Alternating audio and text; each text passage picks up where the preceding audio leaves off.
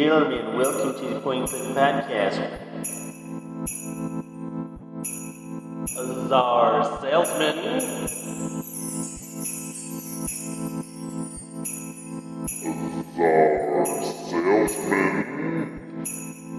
We pretend people care about our opinions. We pretend people care about our opinions.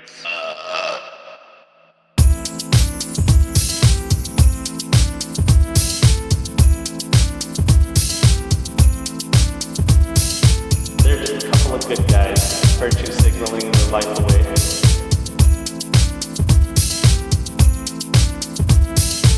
It smells like wet dog.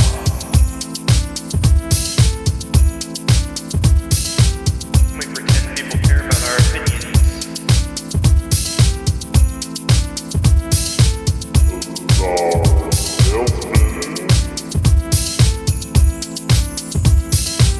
We pretend people care about our opinions.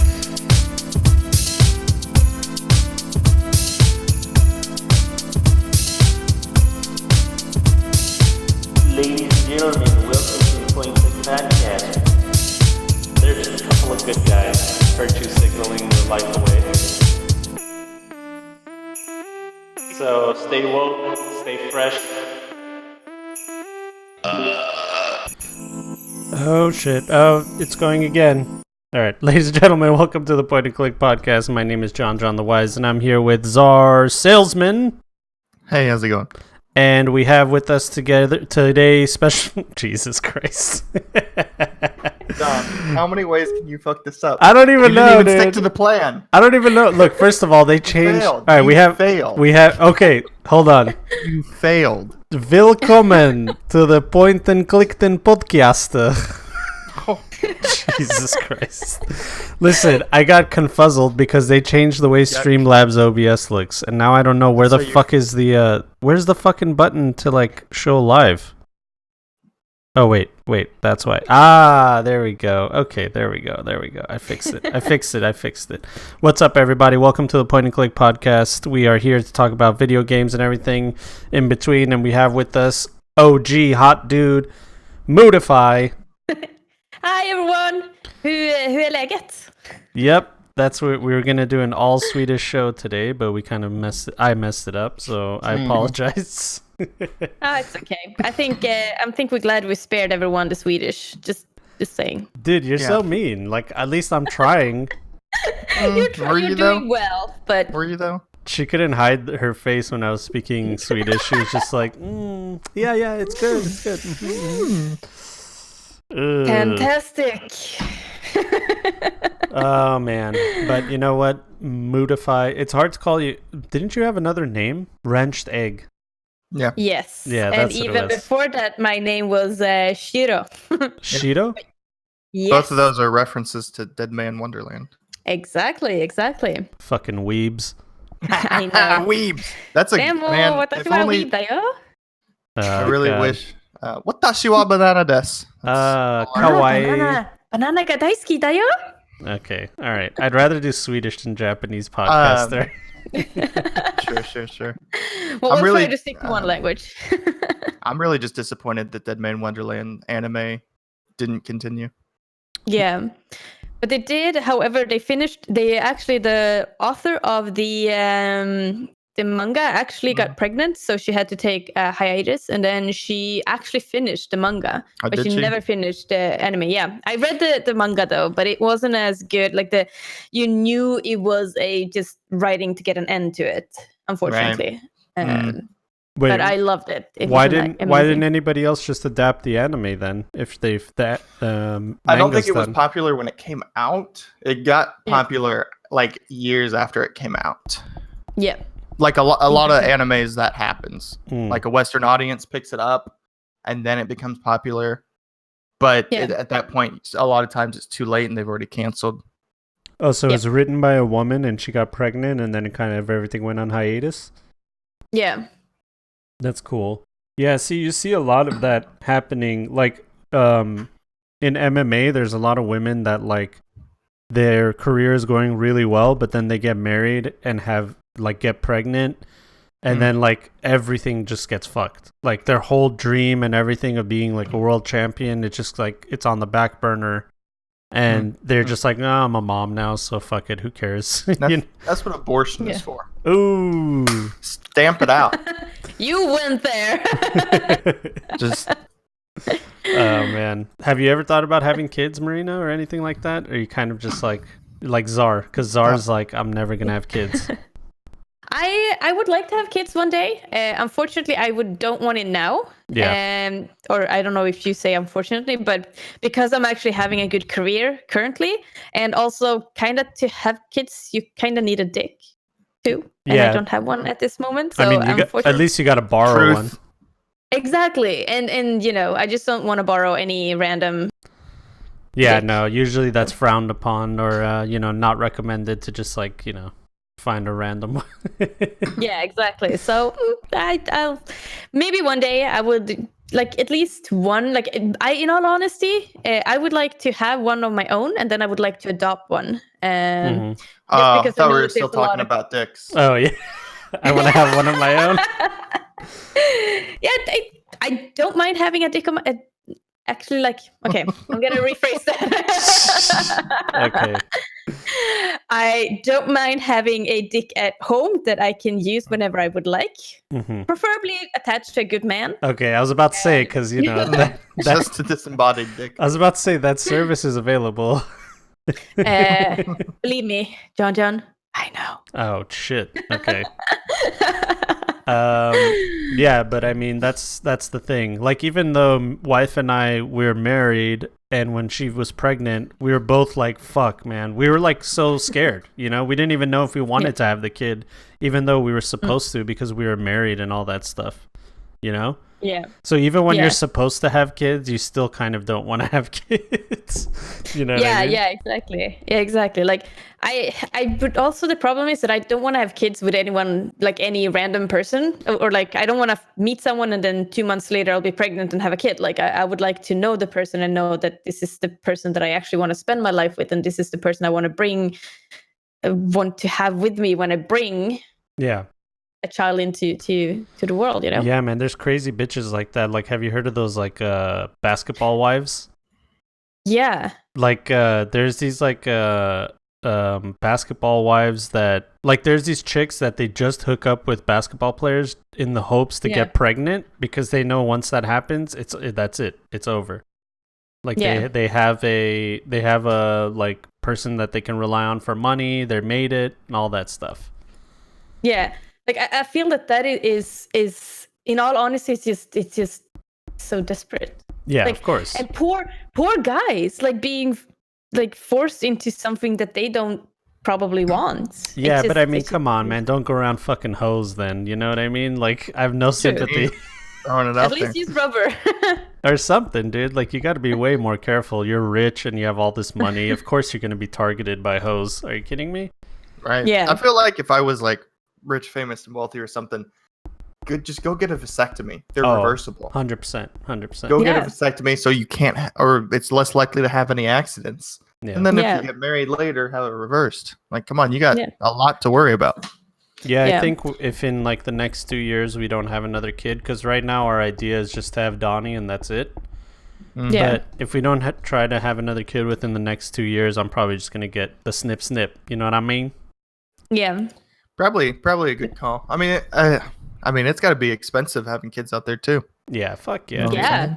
Fuck yeah, dude. Absolutely. Everything. It's not even at the expensive part yet. He's not even asking for iPhones and shit yet. You know what I mean? Just wait, John. Wait, it's gonna get bad. It's just the necessities right now. Whenever it gets to like iPhones and cars and I'm going on a date, give me $200. It's like, what? Where the fuck are you guys going? Yeah, it's going to get expensive. Absolutely. Yeah. I mean, all I can hope for is that I got the fucking wallet for it. That's it. Yeah. I will keep my fingers crossed for you. So for you guys that don't know, Marina, aka Moodefy, is a good friend of ours. She still is streaming, but she was a streamer. Well, because I was, but it just went downhill from there, Yeah, I was a regular cam girl. Yeah. I mean, what? Oh, wait, what? no. Oh shit! Now everybody knows. Willkommen. Oh, damn it. Willkommen to meine Frina Kams. So she's a Twitch streamer. She streams a variety of different video games. You've been playing System Shock 2 recently, huh? Stuff like that. Divinity, Yes. Original Sin, Yes. System Shock, Overwatch. But I've noticed that you stopped playing Overwatch because you're tired of the toxic community, huh? Yes, but I am making a comeback actually. Because of roll queue. Because of roll queue. Like I still have been playing a lot of off stream, but I haven't done it on stream. However, now when roll queue comes out, it means that because one of the reasons why I've been so salty is because I have a quite decent game sense, and I can see and I notice situation in the game that I was like, guys, this is what you need to do, and I yell it out, and people don't do it. Yeah. But now because of roll queue, because I've always wanted to be DPS, and I unfortunately have been flexing to support quite a lot, and I've been really, really salty because I feel that support is not really what I want to play, but I play it a lot because Wait a minute. it's needed. Listen, you're a girl, you play support, and you like it, okay? Okay, yeah, I know. Wait, no, I don't play support. I play Mercy, okay? Exactly. Mercy only. Yeah. Girls okay, can only so- play Mercy, and that's it. Yeah, exactly. So you know, but but yeah. So with roll queue, it means that I actually can queue up as the role that I want and don't have to flex, and I can actually do. And since I recognize these opportunities, I can do something about them instead of just relying on a team that doesn't always listen because, well, I'm a girl, I have boobs. Apparently, I don't know how to play the game. Yeah, that's the worst, dude. I don't like the whole because they have voice chat too, so it's not like just typing. Like you can hear them actually verbally abusing you. It's pretty fucked up, man. Yeah. Oh but yeah. I have to say though, I got extremely positively. Passively, Oh, sorry. No, positively. positively. Words, yes. Surprised actually on Friday because after twitching, I did play Overwatch on stream, and I was really shot calling as a tank in that game, and someone just like, "Oh, can you please shut up?" And I was like, "No, I'm not gonna shut up." And then the rest of the team, holy shit, they're like, "Yeah, no, keep on going. You're doing a really amazing job." And I was like, I love these people. I'm gonna that's go with awesome. all of them. That's Yeah, awesome. so it was absolutely Dude. fantastic. Roll lock is a godsend for Overwatch. I think so too. It was needed so hard in that game. Absolutely. Not only do you have issues with people not playing or switching or flexing as the team needs, you now have a situation where your healer queued as a healer. Your two healers, Yes. they queued as healers. They went into the game planning on healing. Yep. Instead of everyone queued into the game and everyone tried to snap pick what they wanted before someone else did, and then they might heal if they have to. Now you have people going into your game. They planned on healing. They know what they're going to play. You have people coming in to play tanks. They know what they're going to do. They know what they're going to play. Like the environment, the atmosphere of the game going into it with everyone is so much better. I mean, the community still fucking sucks, but the games feel better. And it feels like it feels like the team came into the game to actually play the game as a team now, instead of just a bunch of people trying to rush pick McCree and Widowmaker, you know? No, actually Genji and Genji. Widowmaker.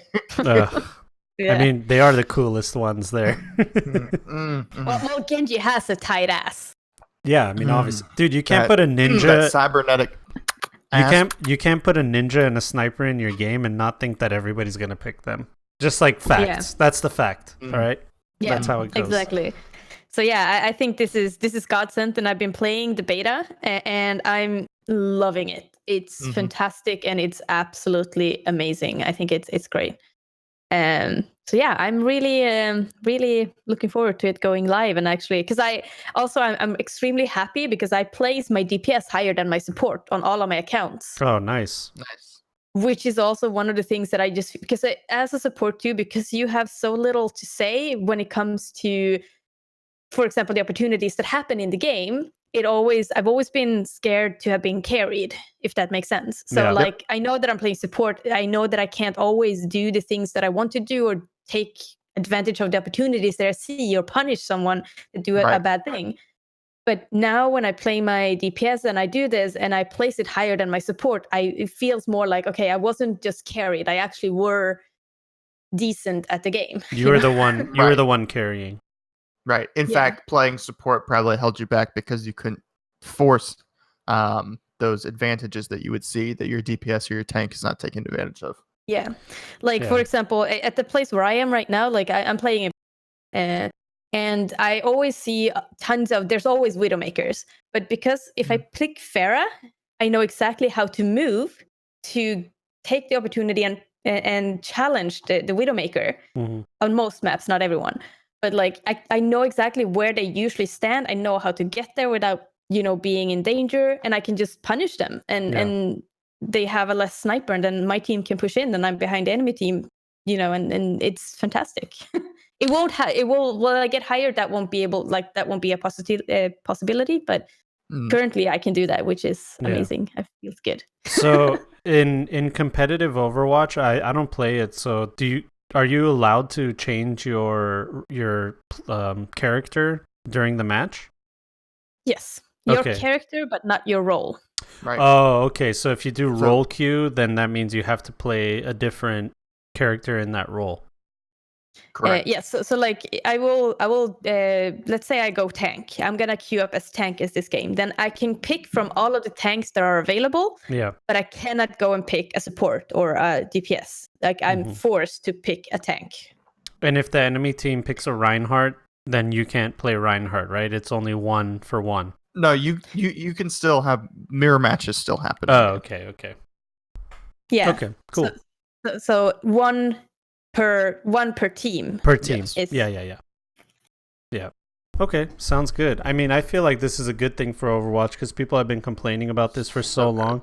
But it's like Heroes of the Storm now has it, Overwatch now has it, and it's like something people have been asking for League so has had fucking... it for That's why people have been asking for it. years. League has had it, and then they were like, hey, this works on League of Legends. Can you guys, implement it? And they're like, no, we want to do things our way. Yeah, and then people slowly are like, oh, you need to do it. Yeah. Because otherwise your game's just cancer. Yeah. Then years later, they're like, okay, you know what? We're introducing roll queue. Sorry to everybody that suggested it way in the past. Yeah, after we let our game completely die. I know. Yeah. Fucking HOTS. I gotta say though, that new Modern Warfare game, the Call of Duty one, I think it's gonna bring Activision to the forefront again.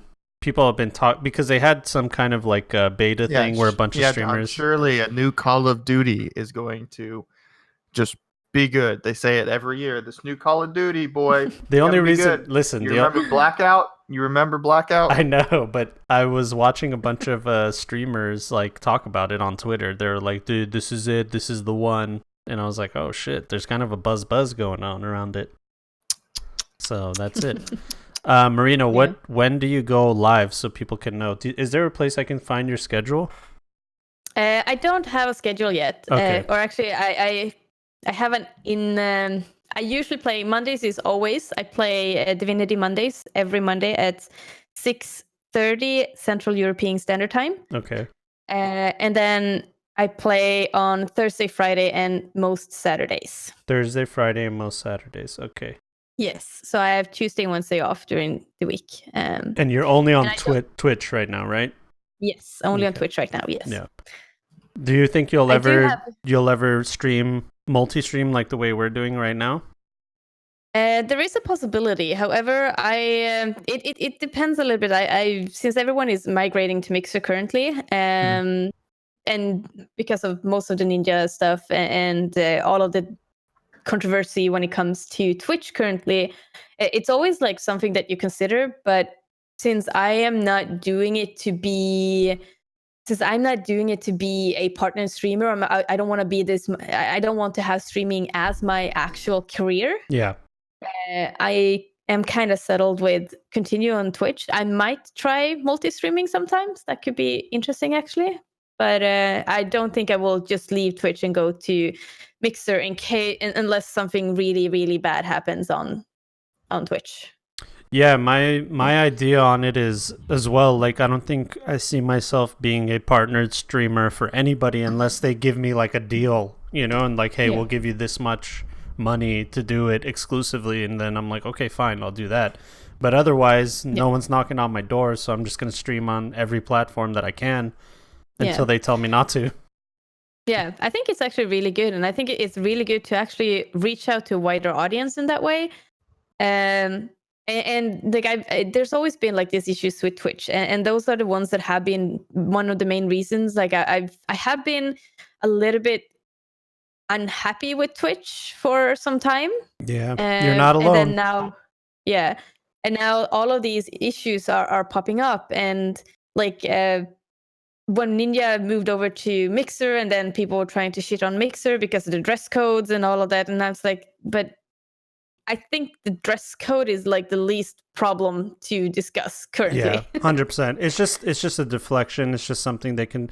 It is a little weird and creepy that there's some guy in an office typing these things out. You know what I mean? So it's like a bunch of men telling women what they can and can't wear. Yeah. So that's creepy for sure. But then, like you said, on the other hand, that's not even a big deal compared to what is going on with Twitch and everything. Yeah, and I think, in honesty, like when it comes to the dress code issue with Mixer, I think it is so that Mixer can keep their backs clear. For the reason that if you allow a tank top on a teen stream, then there will most likely be someone take advantage of that and somehow make it, unfortunately, towards more of a titty stream. Yeah, I think. And I'm not saying that is something bad. I'm just saying that Mixer probably would like to make sure that even their conservative people have like faith in them and have faith in that Mixer will actually be that they can trust their kids to be on Mixer without being exposed to. Yep. Correct. They want to. YouTube has YouTube Kids. Mixer wants to be able to have a proper filtering system because, as far as I understand how Mixer works in the terms of service, just to have like a family-friendly stream, you have to abide by the dress code, right? Yep. Don't they have like mature stream settings where like Twitch has? You have to signify that your stream is for mature audiences, right? Yeah. I think that's the same thing with Mixer, essentially, right? It just means like your stream is marked as like 18 over if you like don't follow these certain rules. Yeah. Is how it's supposed to work on Mixer, right? Yeah. So I think it's the point of that is just to give parents, especially, a filtering tool, parental tool, something that like they don't have. The Mixer doesn't want to have the Twitch problem where you have just chatting or just dance streams of women in bikinis jumping around. Did you see those Korean ones? The Korean supermodels that all got banned? Yeah. It's like... I did not, but you should link it to me for science. Yes, we shall link it to you. Kaiser's got all the links. Dude, Kaiser's got a fucking... he's a curator of shit like that, dude. So he's the guy. But there were 4 Korean supermodels streaming on Twitch, and they were just in bikinis, being very sexual. Yeah. They weren't trying to be anything else. And then they strip teased into their bikinis, and then they were in a pool with a glass wall, rubbing up against it and doing all sorts of stuff. Yeah, gameplay. I can understand why that was banned. Yeah. Good gaming content, that kind of stuff. Yeah, exactly. I have a question for you, Marina. So one of the main arguments that women had about that whole Mixer thing was that the fact that, okay, let's say you're a girl and you want to dress like what society would think is revealing, but they're like, it's not my fault that there's pervs out there that want to stare at me. Like, I feel beautiful wearing this, and it makes me feel good to dress like this, and I should be able to dress like this without people over-sexualizing me. Like, do you think that's I get where they're coming from, but what do you think about that as a girl?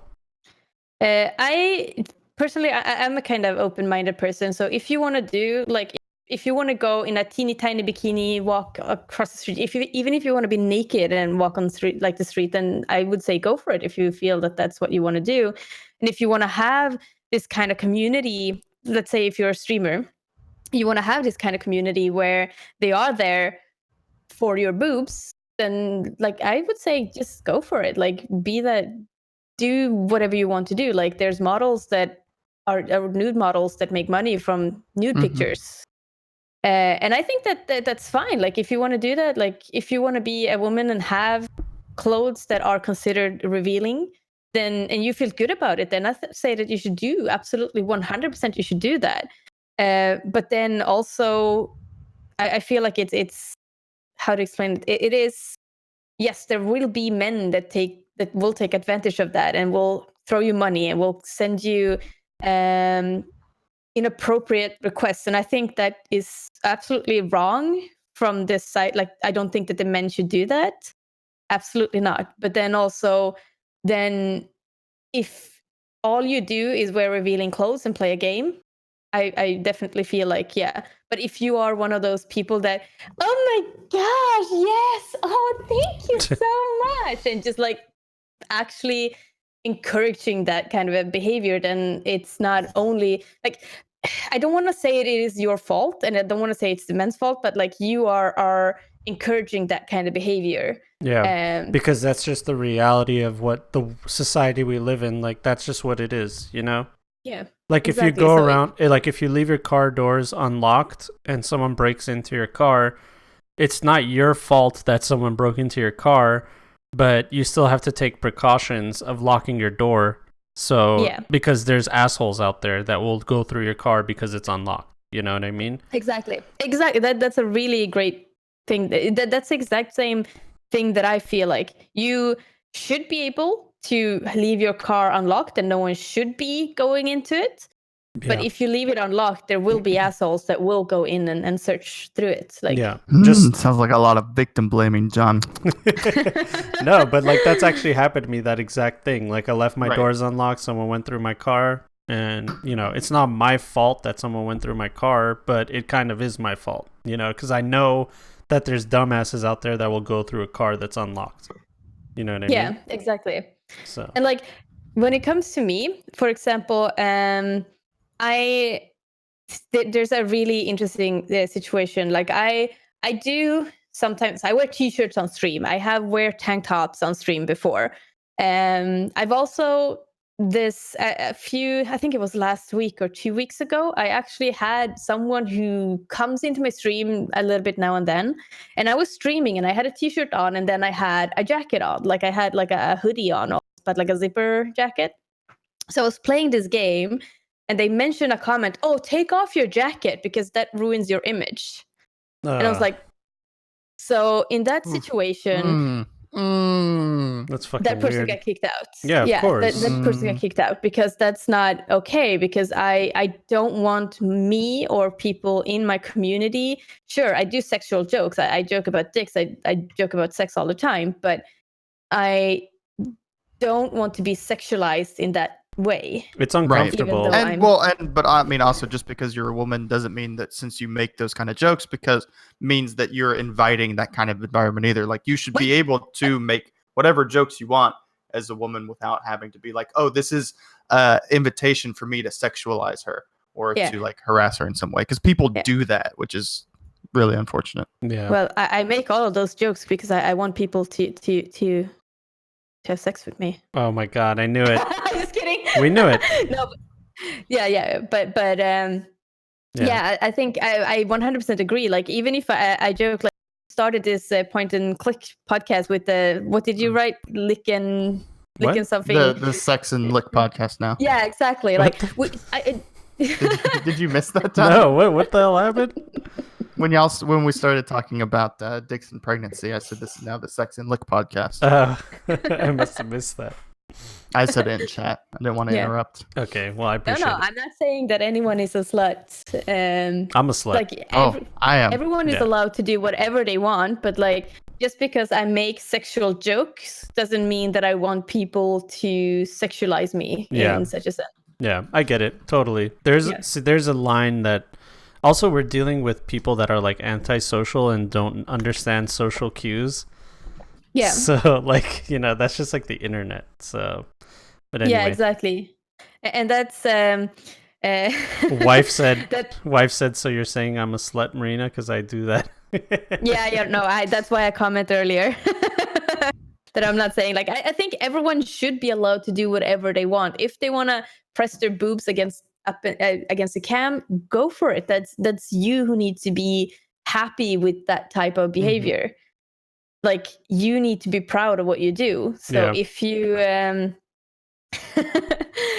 like, if that's what you want to do, then go for it. You shouldn't have to deal with people harassing you because of it. But it also, unfortunately, does encourage people sexualizing you. Yeah. Yeah. So, unfortunately. I get it. No, you're right. You're right. And wife, don't tell everybody our secrets, okay? You're out here telling everyone what we do in our private life, okay? But you can tell me. Look, my wife and I, we cut a hole in the sheet, and that's it, all right? All right? That's it. TMI? Hole in the sheet. So anyway, you guys want to get some news? We were supposed to talk about the boys, but I don't really We care. can start off with the boys if you want to. I mean, Okay. that's part of news, right? It's media. We're gonna go media and entertainment. We were supposed to talk about it last week, but then we didn't actually get to it. But there's this new Amazon show. It's called The Boys, and it's the show that is like putting Amazon's streaming platform on the map, because all their other stuff is like their second most recommended show was JCVD, a Jean-Claude Van Damme movie. What? Yeah. John, you're behind the times. What do you mean? What other thing is there on Amazon You're Prime? behind the times. I don't know, man. Yeah, there's nothing on there, dude. It's just this one. But I mean, it's always Men in High there. So many people Castle. so many people have Prime. I mean, I know. it's there. Everyone has Prime, and nobody watches their streaming platform. That's how you know how Okay. bad it No, is. fair enough. So, but anyway, if you guys have Amazon Prime, which you probably do, there's a show out. It's called The Boys. It's based on a comic book where Same name. by the same name. It has 82% on Rotten Tomatoes, 94% from the audience, and I've seen the entire first season. Zara's seen the first season. Marina, you haven't seen it, right?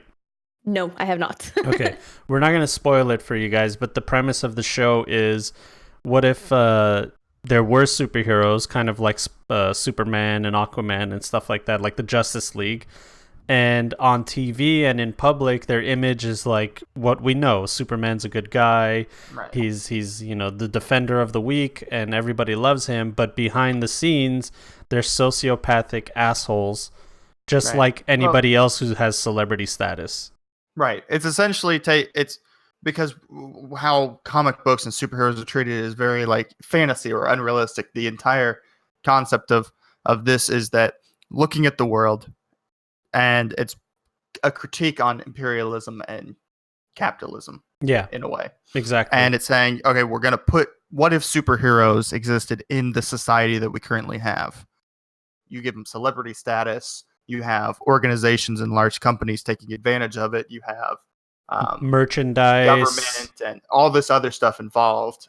And it follows the story of this girl that was an aspiring superhero that's finally getting her big break in like the big top tier superheroes, and learning about how it's not comic book, you know? Yeah.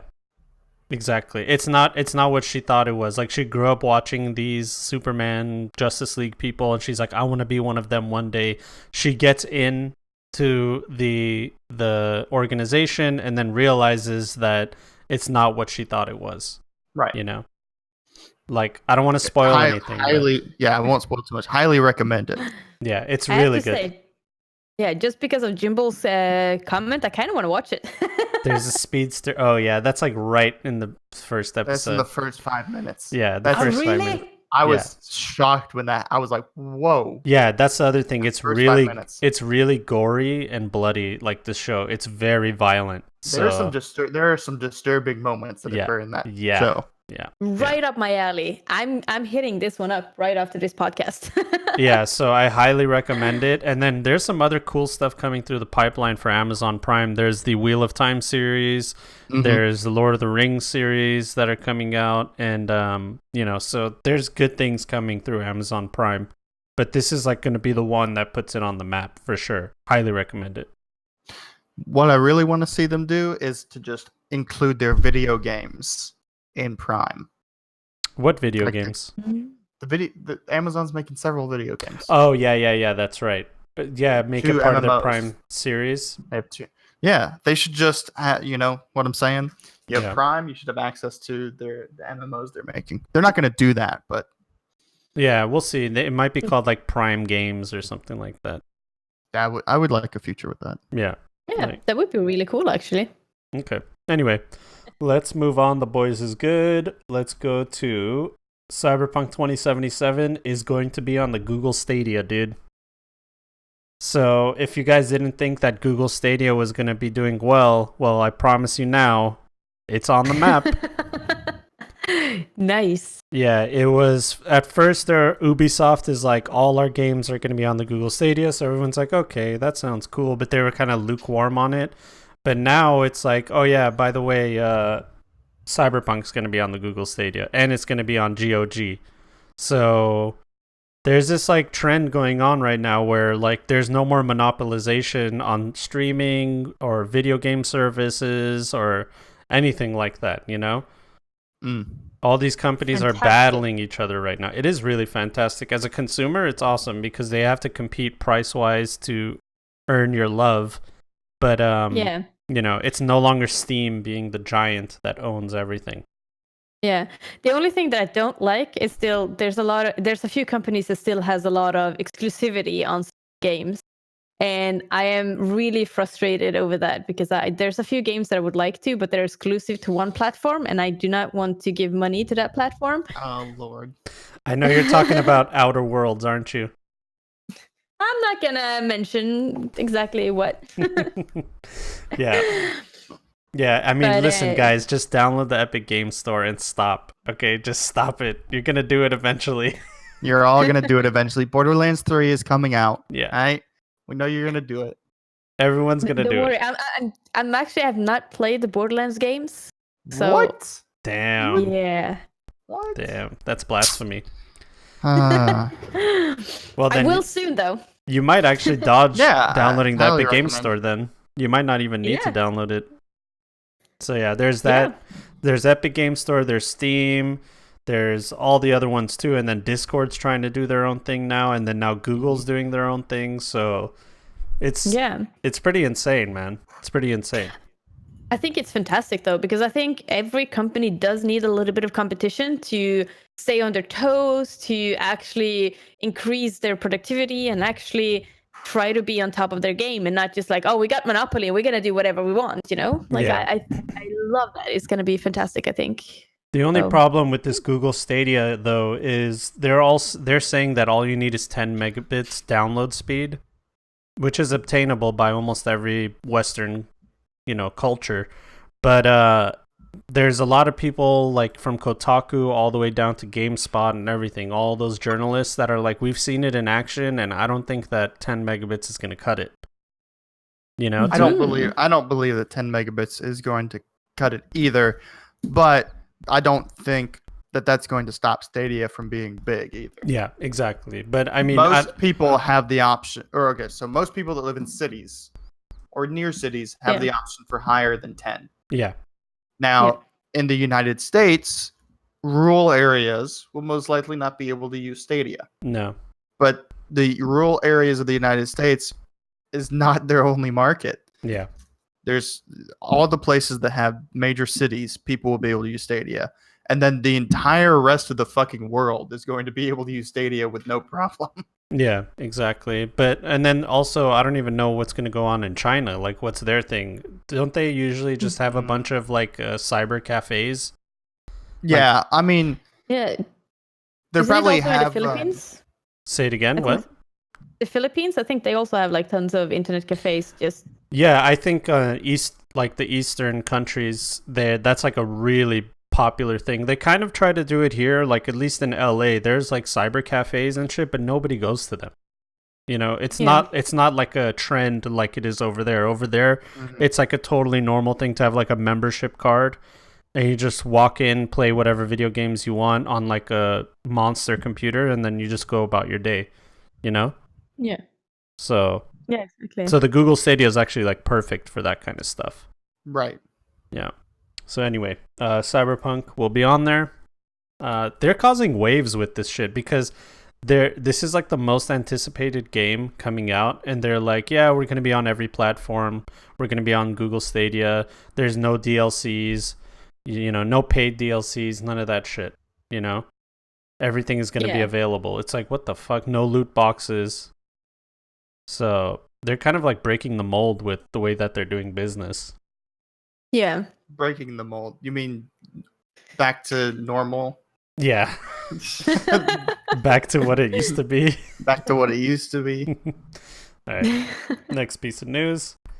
Sony just bought Spider-Man's developer Insomniac Games. So Insomniac Games, it had been a while since they had made a really good game, and then that Spider-Man game came out. Yeah, the most recent one, whatever, the one for PS4. Yeah, that one came out. People loved it. And it was huge. Oh, yeah. Everybody fucking loved that game. Yeah. And now they just got bought by Sony.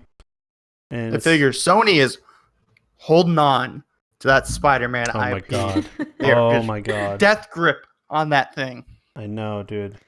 It's But insane. look at that ass, though. Who wouldn't want to keep that? I mean, what are we still talking about the game? I don't know about that ass. What do you mean? There's no ass there. There's a little bit of an ass there. Dude, have you guys seen James Charles's ass? No, don't. James Charles broke the internet with his ass yesterday.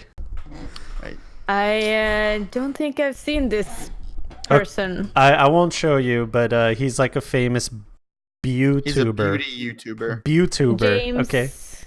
Just type James Charles ass on Google and or just make sure you you're can just Google James Charles. You've seen his face probably. Make sure you guys aren't at work. Okay. Yeah. I understand why you broke the internet. He's got that onion booty, dude. But so smooth. John's trying to. Maybe not. Hey, you don't know. But listen, he said that like, oh, his account got hacked and his like Twitter got hacked, and then he was like, here's the only nude that I've ever taken, so you bitches don't got anything on me, after he got his account back. But it's like, dude, they didn't even try to post that. Like, why are you? So it's like weird. Here's a horrible excuse for me posting a nude picture. I know. But anyway, enough about his ass. Sony buys Spider-Man developer Insomniac Games, and I think for Insomniac, that's a fucking home run. And Yeah, well, I'm absolutely. really surprised that Disney didn't already do this. Like, why did Disney sit? Like, why did everyone sit on this for so long? for Insomniac Games, Yeah, if they does Insomniac why, like, what I'm saying is, does Insomniac Games or their publisher currently own the rights to Spider-Man IP as far as gaming goes? as far as gaming, I think I think it's Or does separate. Sony own that as well and they're just buying Insomniac? No, I think Sony only owns. Well, now Sony owns rental of the license for Spider-Man, because Marvel rents out the license, the IP, to different things.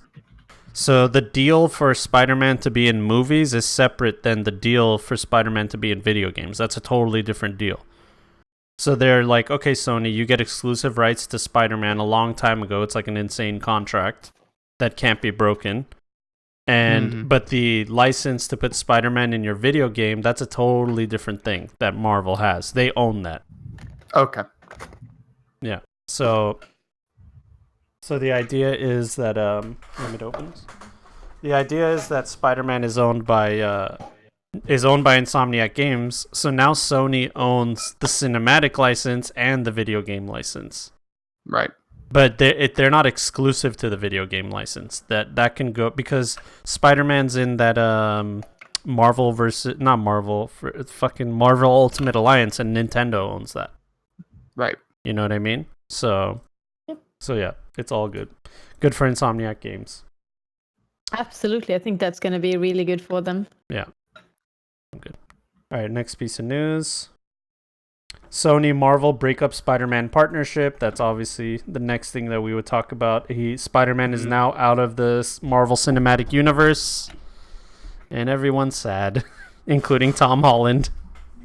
Oh yes, Yeah. absolutely. Like, it's sad because the real big thing with this is that Marvel is not going to give Sony Feige's time. What do you mean? Like Disney will only allow him to work on their stuff. Like prior to that, he was involved in the Spider-Man movies. Oh yeah, he worked on now- Far From Home. But now because Feige's like the man that makes the MCU what it is. Mm-hmm. Now that Sony and them are separating, if Sony makes Spider-Man movies, they're not going to have access to him or any of Marvel's resources like they had previously, which is very dangerous for the IP that they currently own of Spider-Man. Yeah. I guess Sony thinks that they have the capability to make a hit Spider-Man movie without Marvel's support. I don't think they do. I don't think anybody thinks they do. And I don't know if they think they do. I'm pretty sure this is all because Sony is trying to stand up to whatever Disney is trying to get them to do. Yeah, that's right. I read later that Disney was the bad guy in this negotiation. Of course, Disney's the bad. Well, everybody's the bad guy here. Yeah, We're talking about these large corporations. They all fucking suck. But Disney's the bigger one with more cards and more money here. What? And they are probably in the wrong. I mean, they're just a small, company. Small indie company. Yeah, small that's indie it. company. They don't own almost everything that's out there. Dude, they pretty much, Anaheim, California pretty much is owned by Disney. The city of Anaheim is owned by Disney. I'm telling you, the police, everything, the payroll. Like, okay, I used to live in Glendale, and in Glendale, California, there is a Disney studio, where it's like a campus. The Imagineers are there. They had like video game testing and all kinds of shit. Disney straight up, with their own money, made a freeway exit. So their workers didn't, because there's a train track to get to the offices, and they were like, people would be late to work because you would have to wait behind a fucking giant freight train that would have to move. So they were like, fuck this, we're just going to make a freeway exit over the train tracks so people don't have to wait behind the train anymore. Nice. Damn. Yeah, and the city was like, yeah, go ahead. Like, if you want to do that. Yeah, sure, go for it. Yeah, and they straight up made a fucking freeway exit That for is their employees. absolutely insane. Yeah. So that's the Really kind of shit. fantastic for the employees. Yeah. Yeah. But insane. Yeah. So anyway, there's that. I honestly think this is just a negotiation tactic. I think that it'll get resolved. Most likely. I don't think that Sony thinks that this is a good course of action for them either. But I think it's probably, like you said, negotiating tactics. They're all playing ball, and they're trying to play the PR game against each other right now. Yeah. Is what they're doing. That's it. And I'm not doxing. I used to live there. Okay. Used to. That's what he says. Yeah. All right. Let's move on. All right. Trigger warning. Get ready to get disturbed. So there's this guy on YouTube, and his name is Alpha Genesis. That's this guy that we're looking at right here. And this video clip. Gosh. Okay, I don't know if you've seen this, but this video clip went viral because Keemstar talked about him and put it out there. But pretty much this guy publicly was saying that he's okay with dating underage girls, even younger than 9 years old, because he says that as long as their spirit is good, that's all that matters. And all kinds of other creepy shit. He's just a creepy guy. And then there was like more stuff that came from it. There's like these are some of his chat logs where he says, "Hey sexy, how are you? Hey sexy, how are you?" to a bunch of like kids. All right. And then people, I'm not going to go further down, but people doxed him. Of course. His phone number, his address, his parents' name, and ordered pizzas at his house and all kinds of shit. And then the last thing we saw from him was this video of him telling everybody, "Fuck you. I hope you all rot in hell." He was saying stuff like that, And then at the end of the video, it's somebody in his house is like, "Jared, the police want to talk to you," and that's the last we've seen of him. Nice. So I don't know if is that a jailable offense to be like saying no, they would just want to see if he's got. I don't know as far as if that would institute anything like probable cause to search, his electronic devices or something like that. I guess it would really depend. This is clearly either, I mean, regardless of what it is, the situation, a disturbed individual that's either being edgy and needs, to see therapists or medical help or whatever, or he's a pedophile that needs medical help, Yeah. So, could it be, do you think, Marina, that he is a pedophile, or he's just saying it because he wants the attention? In general, I think he probably wants the attention. Mm-hmm. I think it's absolutely not okay to say things like that. But the thing is, living in today's society, like, people know either if he might be mentally disturbed and don't understand this kind of concept, but I do absolutely believe that most people would understand that it's not okay to have relations with children. Right. But and I mean, his if, argument, sorry to just real quick, his argument was that I don't conform to society's norms, and somebody's spirit is more important than their age. That's what he was saying. He would say spirit a lot, weird. Yeah. Even if he personally is not attempting to or attracted to children and stuff like that, his attitude and stuff is still antisocial. Which is still a signifier that there are some mental health issues that need to be addressed. Yeah. So regardless of whether he himself is a pedophile, he is obviously exhibiting antisocial behavior that could potentially be dangerous to himself or others. Yeah, exactly. And I think, like, I don't think that anyone with any kind of intelligence would actually go out and say that, well, I'm a pedophile. Like, yeah, but what if he's trying to make a stand and he's like, there's a way that you can date underage kids without it being creepy, as long as their spirit is good. Like, that's his whole mentality. That's what he's saying. Well, and I mean, there definitely are people out there that are like that and think that way. But again, of course, I will always say it goes to a mental health issue. Those people are not mentally well. Luke the Goon, aka Dark Future, which I do a podcast with, by the way, just dropped episode 2, the podcast of the Dark Future. He's in chat saying Danknet did a little documentary on him a few months ago. If there's any insight you have, Luke, like, what is this guy? Is he just an edgelord, or is he for real? Do you know what the documentary came up with? Let us know.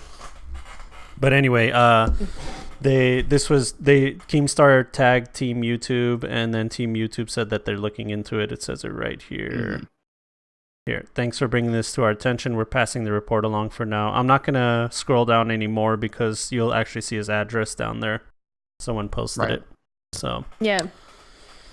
I mean, definitely is, it needs to be brought to someone's attention, whether it's his family, authorities, or somebody, because he needs fucking help. Yeah, he needs help for sure. He needs help, and I'm glad that the police know of his existence.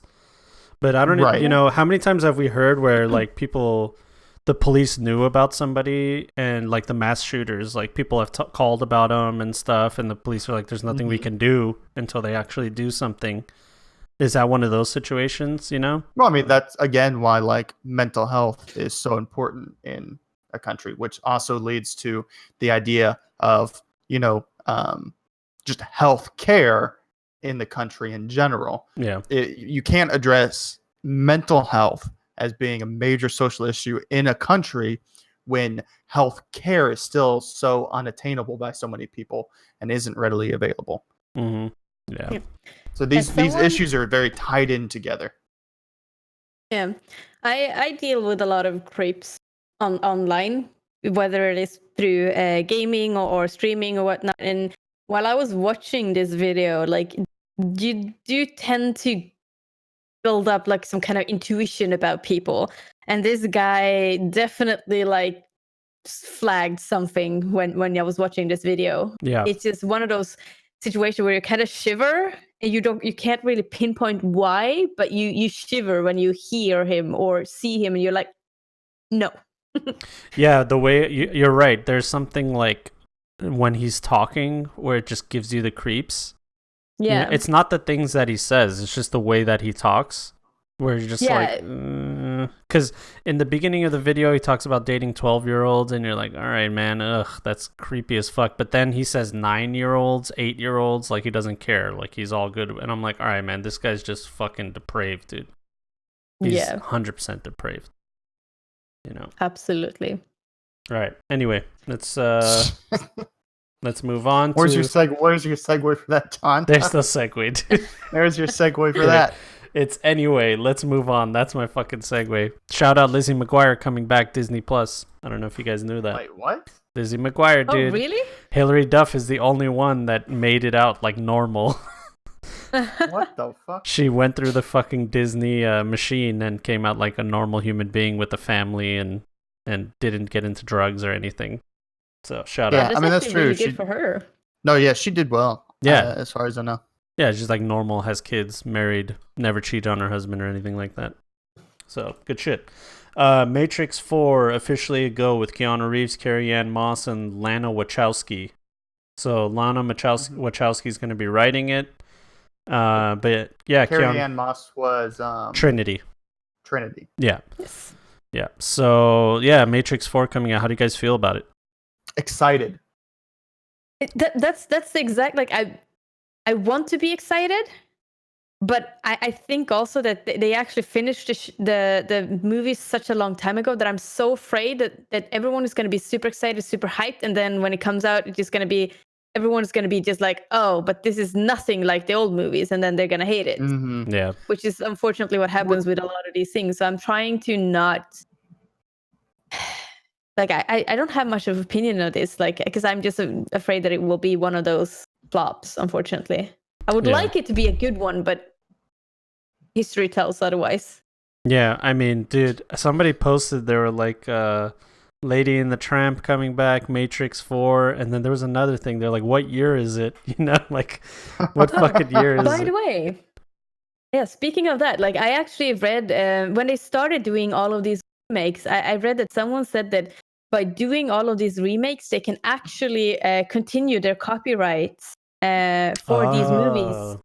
For like, that's I think one of the reasons they do it. Yeah. Yeah, because it's so much cheaper or something like that than apply for a reapply Yeah, for the I don't know copyright. how that works, but If I think a lot of how some of this stuff works is like, if you can't just there's time expirations for sitting on some of the IP and stuff like that. I don't know all the laws, but I do know that some of this stuff has some forms of like time expirations of where you can't simply sit on something indefinitely and do nothing with it. Yeah, that makes sense. That makes sense. So one of the things that people will do with these kind of stuff is you have to make something at some point. Like Luke is saying in chat, that's how the Watchmen is. That's why DC always reprints the TPB. I don't know what the TPB stands for, but yeah, they just keep making things that involve the IP so it doesn't go into public domain. I get it. Yeah. Yeah. Exactly. And maybe that's what happens to Matrix now too. And then could be. One of the things that I also am a little bit afraid of is that they're using, like, I understand the logic and the strategy behind using Keanu Reeves and Carrie-Anne Moss. However, I also feel like it's going to be like using them. It's going to also like super satisfy the need of the old Matrix fans. Yes, fan but service. At the same time, yeah, exactly. But at the same time, like, this is what I don't like with a lot of these remakes is that they're just doing it. They're adding these people and think that people will come watch them because of them, and they will, but it's not going to be as good because they're so much older now, and they're going to have, like, they're going to look different, that they're going to act different because they have they have 20 years of experience, and now they are better actors in their way, and it's going to be a lot of differences to it. And that's why I also think that it scares me that they use these actors. Like, how are they going to use them? Are they still are Keanu Reeves still going to be Neo and just gives out, well, like, it's going to be very interesting for me too, because I feel like, especially with Matrix 3, like, the main story of Neo is over. So is Trinity. They're both dead. So so it'll be interesting as to what form, because as far as I know, or I don't know what Wachowski has in store for the storyline as far as it goes, but I feel like that story involving Neo is over, or at least that chapter in that world is over. So I have a feeling that as far as Neo goes, will be a background character of sorts, Has or to be. of some sort. Yeah. It's just weird because I don't know. It'll be interesting. What happened? What ended up? It's been so long since I've seen. So okay, Trinity Well, died. Neo's not dead. Well, I don't know what happened, dude. His body became like Jesus Christ sacrificed to the machine. The machine like took his body. Correct. We don't know what. Well, we have absolutely no idea. We have no idea, but we know that Trinity died. Unless Keanu was like, we know that Trinity died. I don't remember. Yeah. When? Where? How? What? She was injured through a Sentinel fight. She was like impaled, and then like you see the blood on her stomach, and then she passes out, and then Neo does the whole thing like, oh, she's gone. All that kind of stuff. I guess so you long. could. Yeah. I couldn't remember if she died or not. I guess you could argue that like she didn't actually die and she just passed out. But then that just makes Neo look like a fucking idiot because he thought that she died. You know what I mean? Yeah. And then because I know that like there's lots of analysis can be done with the Matrix. Lots of analysis can be done. Agent Smith. What ended up with Agent Smith? What happened with Agent Smith? Okay, so this is what happened.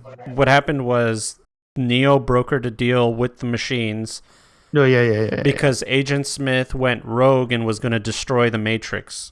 He was gonna corrupt the Matrix. Yeah, the lots of analysis is like Neo's the one, quote unquote, or whatever. Yeah. But Neo being the one is actually a plan, a loop in the machine. Yeah. To keep things regular. He's not really the one. No, he's not the anomaly. The one actual is anomaly. Agent Smith. Yeah. He's Agent Smith because he's the one that's actually an anomaly. Neo is a planned function of the Matrix. Yeah. Exactly. Whereas Agent Smith is a true anomaly, like Ghost in the Shell, which was an inspiration for the Matrix. And the entire Ghost in the Shell thing is far from dealing with what makes people human. Is there is a AI anomaly that is present in Ghost in the Shell that is a central part of the storyline, and Agent Smith mirrors that concept in Matrix. Yeah, so but I couldn't remember what it ended on. This is what happened. Concerned. So this is what happened because Agent Smith happened. The machines realized that they thought that they had everything figured out because they're machines. They figured it out, but then that introduced something to them that they didn't know could happen. So Neo told them like, listen, you all this time thought that you making me and making the Matrix and resetting it and doing it like a bunch of times was a bulletproof plan. But now you guys know that Agent Smith and this and that is an anomaly that can possibly happen. So we need to relook at what we're doing. Let's have peace with the machines and humanity and work together so this kind of shit doesn't happen again. And the machines said, okay, fine, you're right. But we'll take you and your body, and I don't know what they're gonna do with him, but pretty much it's like that whole Jesus Christ sacrificing himself for man kind of trope. You know what I mean? So that's what was left on the third movie. So I don't know what the fourth movie could possibly be about. I have no idea. Without diminishing the product.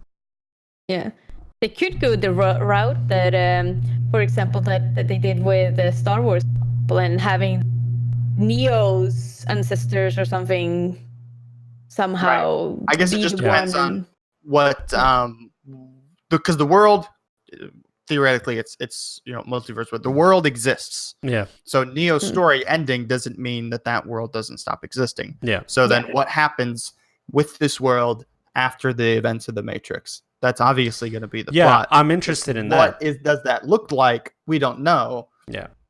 Yeah, I'm interested in going from there and moving forward. I'm cool with that, but see, what I didn't like in the new Star Wars movies is Han Solo, Luke Skywalker, and Princess Leia, and all those motherfuckers. They were in the movie just for the fact that to get rid of them. That's it. Their entire purpose was just to be there so they can go away permanently, so people will stop asking about their existence because in the lore they're all dead. And now we have new characters, so stop asking about Han Solo because he's dead. So if they're gonna do the same thing with Keanu Reeves and Carrie Ann Moss's characters. It's kind of like, what the fuck, doesn't make, they're already dead, so Yeah, let them be dead. They can be referenced because they're a historical fact in the world. yeah. But Yeah. like, don't use them just for the sake of one fan service drawing people in. The biggest reason to use it is because Keanu Reeves sells tickets right now, boy. Oh yeah, he's a hot ticket, Like, dude. he is a hot ticket. No one deserves it more though, you know. He's No, awesome. absolutely not. He's a peak at his career right now. So Yeah. doing something with the Matrix without using Keanu Reeves would be a bad business decision. Yeah, exactly. Yeah. Yeah. So there has to be a good way to do it. Hopefully they figure it out. Yeah, I hope so too. All right, let's move on. Final Fantasy VIII, the remaster, is coming out, and they fixed one of its funniest memes. Have you guys seen the meme? No, I don't. I saw this headline, but I don't know enough about Final Fantasy to even know what it's talking about. Okay, really. there's this meme. There's a meme where like the chick goes up to him and says, "You're the best looking guy here." And then when you zoom in on his face, this is what it looks like because it's all pixelated. So that's the meme. But Right. now with the new one, as you can see right here, when she goes and says, "You're the best looking guy here," and then it zooms in on his face, he's fucking beautiful. So in the original game, it doesn't zoom in on his face. But in the remake, it does. It's like their way of telling the fans, like, you know, we're aware of the meme and they just want to be funny about it. I love that when companies does that, like go. That's also really good for companies to show that they're in the loop. Yeah, like they show that they understand the next generation's memes and they understand what's funny, and you don't have to be so serious all the time. Yeah, you know? exactly. I love that. So it's just funny. It's just a little tidbit. I'm ready for the remaster. We'll see. I feel like 8 is one of the worst Final Fantasy games, but people will fight me for that, especially Jimbles. Jimbles and Chet knows it. Jimbles will fight anyone on anything. Reveal. I don't like Uh-oh. the story is a bunch of 16-year-olds save the world, and they're elite, like Delta Force style soldiers. It's like, doesn't What are make any you What are you fucking trying sense. to reveal? I've never played any Final Fantasy game at all. Oh my ever. god, are you even a weeb or not? Okay. Not a real weeb. Not a real weeb confirmed. Dude, I'm not a real. Come on, man. No, Final Fantasy was one of those games that introduced me to RPGs. I didn't even know. That's funny. John's played more Final Fantasy than I have. I know, and I make fun of anime all the time. It's hilarious. All right. Anyway, Yeah. Speaking of anime to make fun of, One Punch Man, new video game coming out. Do you guys know anything about the manga? I've watched the first season of the anime. I still haven't watched the second season. Okay. Secondhand, I know about One Punch Man, but I've never watched it myself. So Oh, Marina, you would love it. So Saitama is People the main say. character. Look at this, Marina. So in the game, Yeah. he comes, punches the guy, and they immediately die. You see that? You see their life? Yeah. So much I know. I know about I know the basics of it. I just The haven't concept, watched. Yeah. Yeah.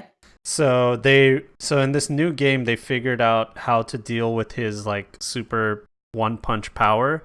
So you don't actually play him in your game. The game revolves around you having a fight with people. Like, you're the other characters. It's a fighting game. And in the fight, there's a timer. You see that timer right there? Oh Lord! And that when It's that him slowly walking to the fight. it's him getting there. Oh my So God. the fight has to be over before he gets there, because once he gets there, he's gonna one punch whoever the fuck is the loser. So whoever has the lowest amount of health gets one punched when he gets there. So That is really That's hilarious. an awesome mechanic. it's so good. Yeah. And the better you perform, you see like the combos and shorten his arrival time by performing combos and perfect guards. So he'll come sooner the better you do in the fighting game. That's pretty funny. And then he'll come and fucking one punch your ass. So like here it says 6, 5, 4. Oh, here it comes. He's coming. And then That's he'll what he just said. I know, exactly. Then he just shows up. But wait a minute, that guy's health was larger. Oh, you take over as Saitama is what Jimbles is saying. Oh, and then one hit kills everyone. Yeah, see. So yeah, this guy, okay, the character on this side had lower health. And this is probably story mode. Oh, you know what? It might be a comeback mechanic. That's what it is. It's a 3v3 fight, and your comeback mechanic is Saitama comes, and then you're Saitama, and then you just one punch him, and everyone dies. Boop. Cool. So I think that this looks really, really cool. Yeah, that's in funny. all honesty. And I think it's great that they managed to find a way how to use his overpowerness in this game and still actually be like a good, hopefully a good game. Oh, Jimbo says it's not a comeback mechanic, it's the story mode. Yeah, Okay. that's what I just said. If you fight as supporting characters and have to survive until Saitama shows up. Oh, okay. So there's going to be times where like you're getting your ass kicked on purpose because you just have to wait out for Saitama. That's funny. Okay, so there's that. Hope you guys enjoy that. Moving on. Disney Plus just dropped their Mandalorian trailer. Yes, I'm assuming you watched it. Yeah, I watched the shit out of it. It looks sick. It does. I mean, obviously, I think that the concept is good. The trailer looked fucking awesome. Yeah, we're looking at it right now. Still not buying Disney Plus. You're crazy. I'm gonna get it. Nothing is gonna make me do it. Day one, I'm gonna get this thing, dude. Are you kidding me? I don't care enough. Like, this looks cool and everything, but I don't actually care enough to actually buy Disney Plus. Not even if Oberyn Martell, or the guy that played the Viper from Game of Thrones, he's the Mandalorian, dude. I know, and he's really good. He's so good. That's tempting, but I just don't fucking give a shit enough. Wait a minute, was that Gina Carano? Anymore. I think that was Gina Carano, ex-MMA fighter. Let me see. John and his fucking MMA shit. Dude, hey, how dare you? Okay. Yeah, it is Gina Carano. That's hilarious. Good for her. Oh, good. More fighters becoming actors. Yeah, she's great. So yeah, there's the Mandalorian. It looks sick. I just like Star Wars without lightsabers. It's one of my favorite things about it. Right. Yeah. And I mean, I said too, and I've said it many times, that having the IP of Star Wars, they just need to tell more cool, unique, original stories within the universe. Yeah. Like, yeah, absolutely. and that's what they're doing with this. I just wish they do it on the movie so that I can just go see the movie and not have to buy their stupid fucking Disney Plus streaming. No, I'd rather it be a series of episodes where each episode is a movie. Fuck yeah, dude. That's way better. And I'm gonna get Disney Plus and I'm gonna love it. Speaking of movies, you've heard of the Breaking Bad movie coming out, right? Yeah, El Camino. It's gonna be on Netflix. I didn't know if you were gonna talk about it or not. I mean, there isn't much to say. We had it in the news. We were talking about movies, so I thought I'd just slip it in there. I know, but I mean, there wasn't. What he said. That's what he said. Then he brought no lube. Yeah, but there you go. I like it. I mean, what? Are you into this, Marina? Are you gonna get Disney Plus, Marina? Probably no. No. I already subscribed to 3 different streaming services, and I'm getting extremely frustrated that I have to do that because there are some shows that I want to see on HBO, there's some shows I want to see on Netflix, and there's some shows. Actually, as Amazon Prime, I don't know if I can count that because I have a subscription, but it's mostly so that I can get my VODs like saved for longer. Oh, yeah, Right. that makes sense. Yeah, because Twitch does it for 3 months, right? Yeah, something like that, yeah. Yeah. Yeah, that's it. It's crazy because streaming was supposed to kill cable, but now it's becoming like more expensive than cable when you put all the It's still not. It still isn't. Even with all of the services, it still is not as expensive as cable. Almost. And that's only if you actually pay for all of them at the same time. Yeah, that's true. So we're still cheaper. Yeah. At the moment. It sounds like Czar's had this conversation. At the moment. It sounds like you fucking had this conversation a lot. All right, let's move on. And wife, yes, I'm down for a Popeyes sandwich. I don't know what it is. I want to try the new Popeyes sandwich. Yeah, they have a new chicken sandwich to Yeah, rival the Chick-fil-A one. there you go. We don't have Popeye here. Damn. I love Popeyes. It's so good. But guys, I'm sorry, speaking of sandwiches, Okay. I had a friend coming from, I'm sorry for interrupting, no game talk, but this is about this sandwiches. is the type of This is segue I way like to hear. way better than games. All right, go for it. Yeah, so I had a friend coming from Canada, Mhm. and he stayed. The on government the didn't want you sandwich. to speak. You just cut out. Say it Hold again. on, yeah, start over.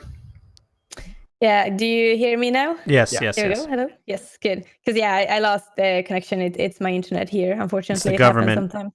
Go for it. So my friend from Canada came here and stayed for a week, and then on the Sunday, when I actually was off from work, I told him like, oh well, I can go buy something so I can cook some food for you. He replies with, no, I'm gonna go to Subway and eat a sandwich. What? Wait a minute. So he's your friend is visiting from another country, coming through Yes. another country, and instead of experiencing their food, he goes to fucking Subway? Yes. Of all the choices, Subway, dude. Of all of the choices there's available here, he choose Subway. Yeah, so Subway is actually for trash. For a Canadian, that's some American ass shit. Yeah, right that's there. the most American ass shit I've ever heard, dude. That's actually Subway should actually just their logo should just say trash. And like when you go there, you know you're buying trash, but it's like there's nothing else. So I guess I'm just gonna buy this trash. That's what Subway is. Subway's like the last sub place that I choose when wanting a sub. I'd rather eat a fucking gas station sandwich than Subway, all right? Like whatever they offer at the gas station when it's like pre-wrapped, I'm sure it's better than Subway. All right. Yeah. So he, instead of eating homemade cooked meal, he goes to Subway. So That is just insane. It's I'm sorry. I saw some sandwiches and it just popped up in my head, Like and she just suddenly got triggered all Yeah. over again. dude, holy shit, yes. that's crazy. Dude, that's crazy. But yeah, AR in the YouTube chat, 7-Eleven taquitos are like, oh my god, good though. I Yeah, agree. He's not wrong. You're right. They're thick, they're juicy, and they're crispy. I'm down with those. I get them all the time. They have 3 for $3 now, so hey man, I don't know what they put in there that they could sell it for $3. I'm down. Anyway, let's move on. Yes. Sorry. No, you're good. Don't say sorry. Disney unveils full plans for Marvel-themed land called Avengers Campus. Here's the first concept art. So in the concept art, you're seeing Wasp, Ant-Man. I don't know who that is.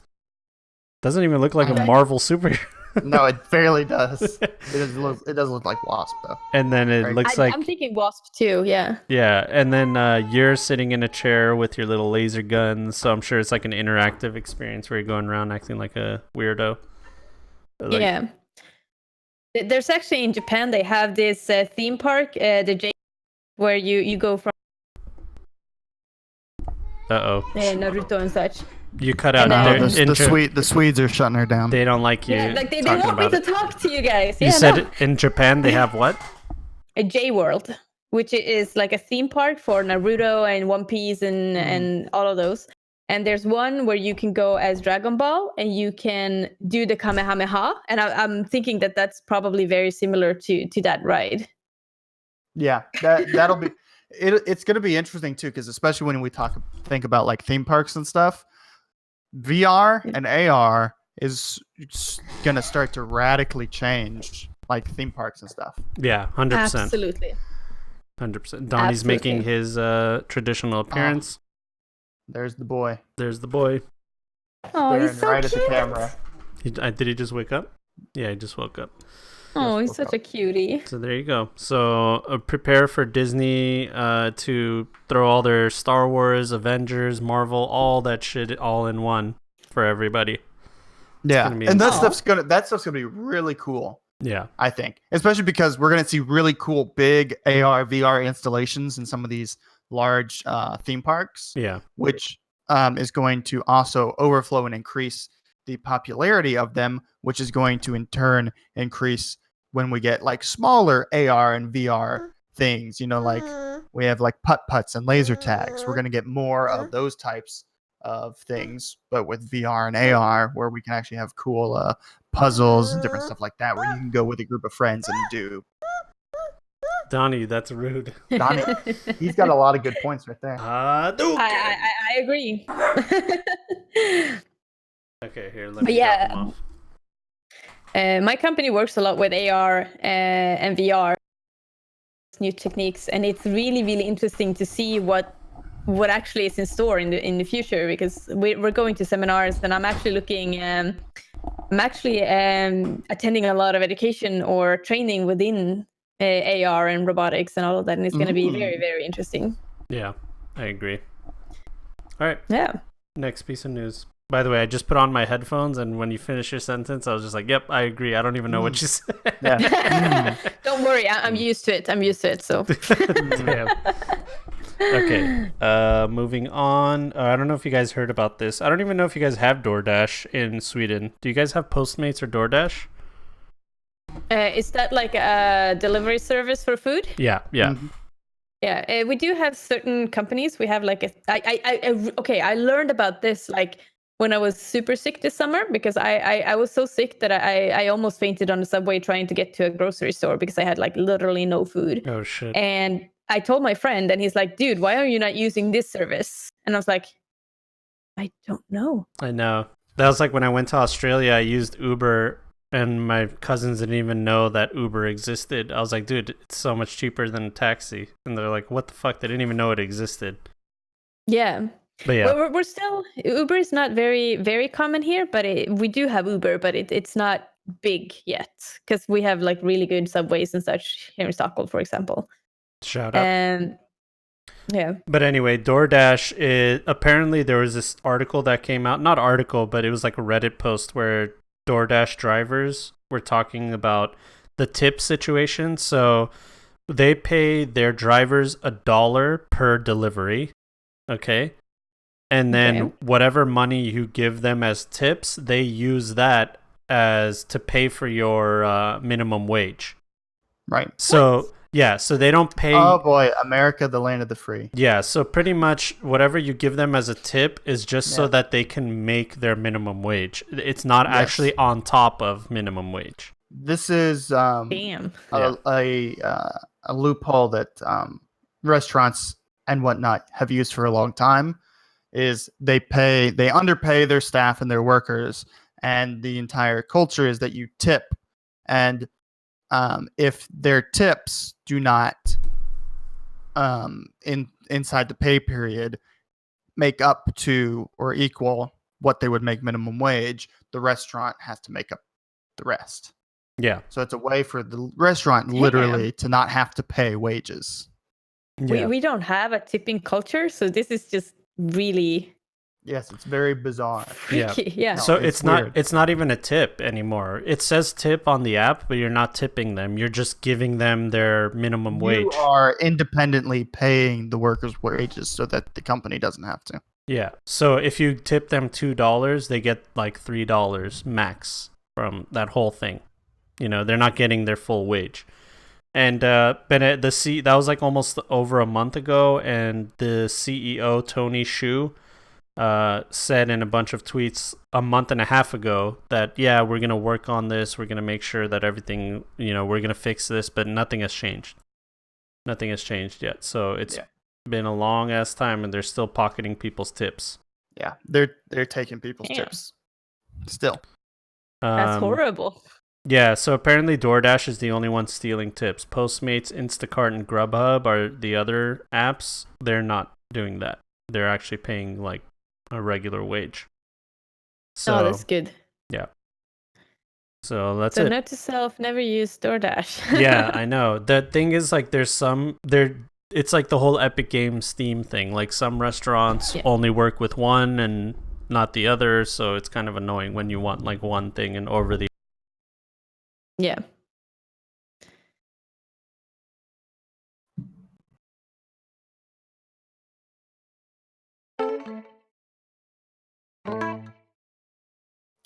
What?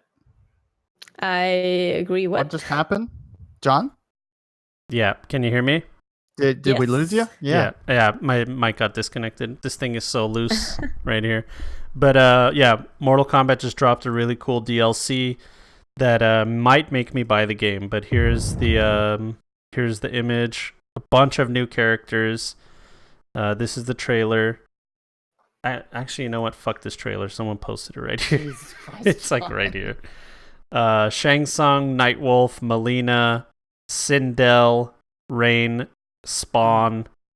Yes, I know all of these characters, John. And then it doesn't show the other one. There's Joker, Yeah, they had Joker and who else? What was the other one? Now there's Sindel.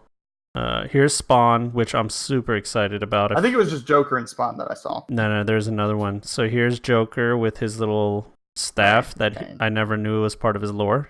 He always had a cane. Joker, you ever see like old Batman Joker? Joker has a cane. Oh, and then look at this guy. Does he look familiar? Terminator. T-800 Terminator, dude. Will be voiced by Arnold Schwarzenegger, too. Ah, hell yeah, brother. So there you go. This is the combat pack, as they say. You know, they've been under a lot of criticism for their the way that they release content. Because they're doing the whole loot box thing. Like, to the max, dude. To the max. Like, probably worse than most games. But, yeah, there it is. That's all it is. So, are you guys excited about this? Would you guys buy it? No. Well, guess I think it looks extremely cool. Like it's definitely really, really awesome. But it's just not. I don't really like those kind of games. So it's just because it's not a genre for me. Yeah, I get it. But yeah. I don't. The only fighting games I play is if they got big anime titties. You know, John? Hell yeah, dude. Hell yeah. I have a game for you, Zar. Oh. I'll message you. Waifu Simulator. Apparently, do you guys think we'll ever see Mortal Kombat versus Street Fighter? I've been wanting that since I was a kid, dude. I don't think so. I doubt it. I doubt Who owns Mortal Kombat IP? It's NetherRealm Studios, Warner Brothers. Okay. Yeah. As far as for like movies and stuff, it's Warner Brothers. That's unlikely. I mean, the Warner Brothers and Capcom would have to make up some sort of deal, right? Yep. Exactly. Yeah. All right. Next piece of news. This guy, OG Rob, he got banned from Twitch because of his emote. Starts with NIG, but he's Nigerian, so which is the reference for it. Yeah. So his emote like says NIG something, and like this is what the emote looks like. And he got banned as hateful. And he's saying, but they let a white girl say the N-word live on stream, and it's all fine. Because wasn't it Alinity that said it? Yes. Yeah, I mean, Alinity said it multiple times on stream. She didn't get banned. So a guy that's actually Nigerian made an emote with the NIG in the emote. Which is, I don't know what the flag is, but I guess it's the Nigerian flag. Actually, I can educate myself here. Yeah. But yeah, I was just to say, just like Luke said, Amara, I can't say her name. But Amaranth. That one is also, that was also very debated if she actually did say it or not, because she kind of sluttered when she says that. But I think they banned people for saying words that sounded like it when they didn't say it anyway. Yeah, like the Nagas from World of Warcraft. Yeah, the Nagas thing happened. Yeah, the Yikers thing, they banned him still. I mean, they let him come back, but I mean, like, they still gave him a ban for a couple days. This is ridiculous because NIG is for his emote, which is what you'd have to type in for the emote to appear. Yeah. The emote itself is the Nigerian flag. Yeah. And it was approved, by the way. It was approved. Yeah. It's obvious what it is and what it stands for and everything like that.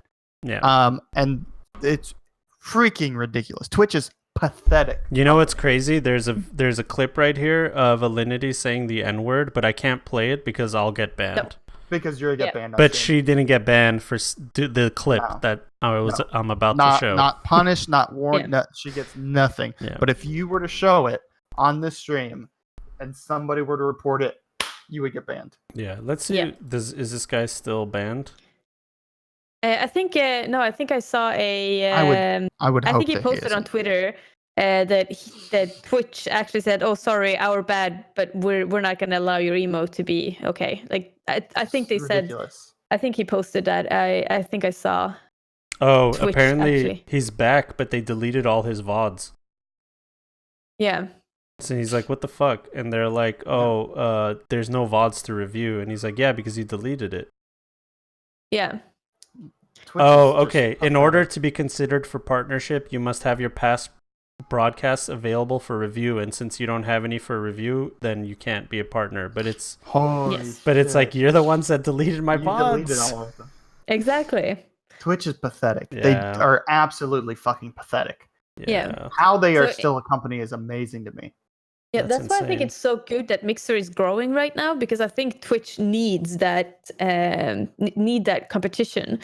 So I think it's actually, in all honesty, both for Twitch and Mixer that Ninja moved to Mixer and made Mixer quite famous, so to speak. Now, Yeah. Oh, I think yeah. that was really brilliant for both companies, in all honesty, because now Twitch needs to step up their game. And Mixer is growing, so they actually have some competition to it. So I think that's really, really good.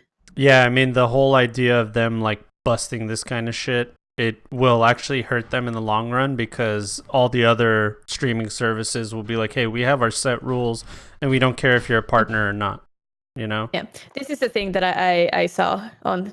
Sorry. What? Yeah, this email. Oh, that yeah, your yeah. account is- Yeah, Yeah. it says your account was this is from Twitch support. Your account was recently suspended or blocked due to a mistake on our part. I've gone ahead and reversed the suspension on your account, so you're free to use your services once again. And then it said, additionally, your emote OG Rob, which is his name, NIG, which was what it was, has been retroactively declined. So it was approved, and then after all this debacle, they're like, yeah, we should have never approved it. So Right. What's crazy though is that's fine if they want to retroactively decline the emote Mhm. and be like, actually, we've done some more manual review. We don't think we can do this just because of everything. It's a charged thing, you know? It's a charged Right. Mm-hmm. word. Understandable, right? Yes. But to ban him is fucking ridiculous. Yeah. Yeah, and then removing all of his VODs and then making partner. Yeah, Like, now it's just- now he can't get partner because he doesn't have VODs. Yeah, which Yeah. is absolutely awful, in all honesty.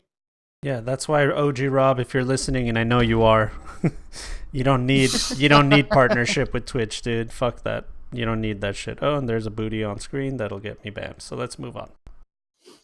Moving on. GameStop lays off over 100 people, including nearly half of Game Informer's staffs. So I didn't know that GameStop actually owned Game Informer, the journalistic magazine or whatever it is. But yeah, they laid off a bunch of their staff, man. GameStop is going down. We're talking about Steam and Epic and all that shit existing. This is why.